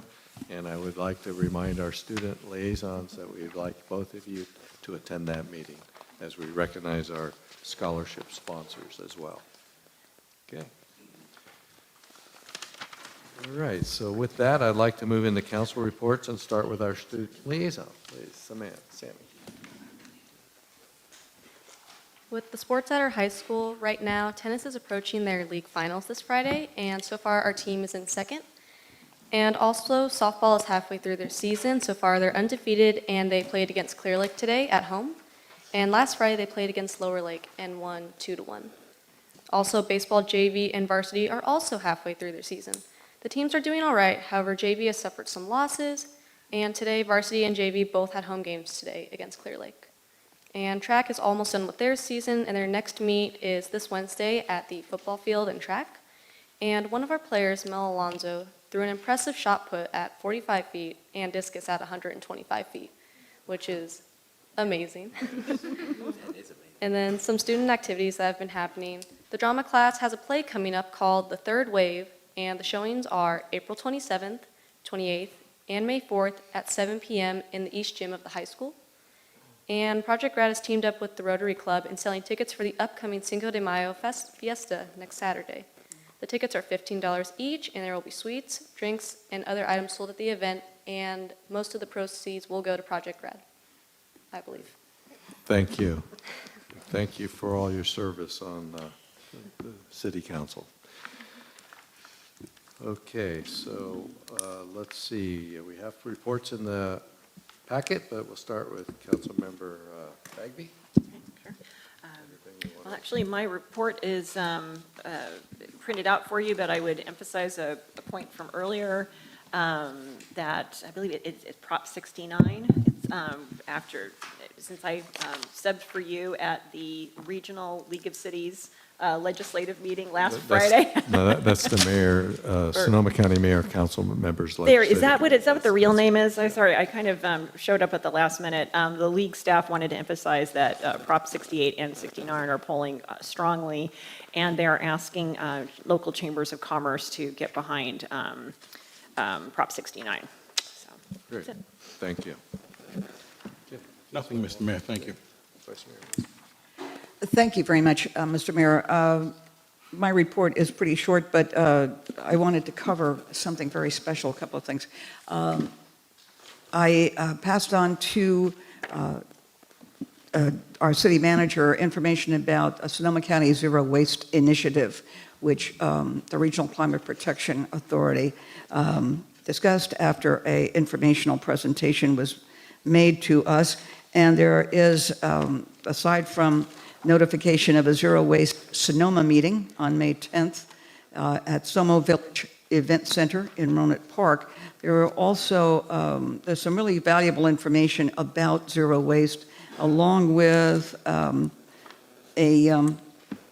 desire to show our support. And I think we had a model resolution too, did we not? Something like that. But at any rate, there'll be more on zero waste, and it's interesting. It's a little overwhelming at first because you talk about everything from massive food waste down to what you're going to do at home, down to getting rid of straws that clog up the ocean. The next thing I wanted to point out is I'm going to circulate Sonoma Marin Area Rail Transit Sonic Public-Private Partnership. This is very interesting because it makes reference to and gives some figures on the public-private partnership between SMART and Sonic that allowed us to have North Bay business parks, schools, municipalities, and county residents have access to competitive gigabyte and faster fiber optic services. So there are a lot of things that SMART does that aren't necessarily known to the public, but the public benefits from them. And last but not least, I was particularly thrilled to be able, as chair of Sonoma County Transit Authority, to join other board members at a town hall meeting of the California Transportation Commission, or CTC. We've had that reference to that in our agenda. We spoke to them about the projects we have and the projects we hope to have. And I have to tell you, I was, as I said here, truly heartened by the commissioners' openness to and level of engagement in our remarks. It was at the end of a very long day when they got a pitch from Lake County and Mendocino, and we were the last ones up. And you know, usually you don't get attention of tired commissioners who've been beaten up all day, but they were wonderful. Thank you. Who knows, we might get some money. That'd be really nice.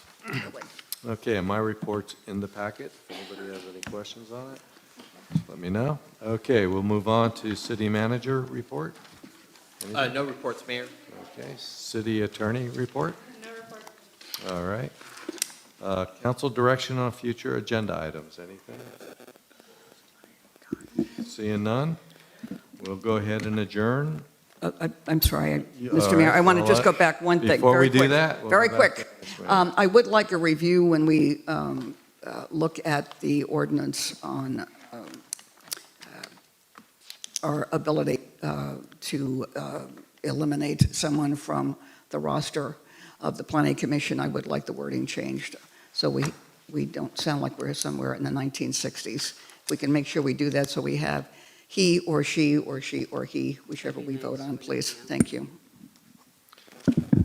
I think the whole ordinance book is pretty outdated in a lot of ways, so you're right, so. I'm willing to work on it. Okay, so any other final comments? All right, seeing none, I'd like to adjourn to the regular meeting of City Council, which would be Tuesday, May 8th, for closed session at 5 o'clock and public business section at 6 o'clock here in CPAC.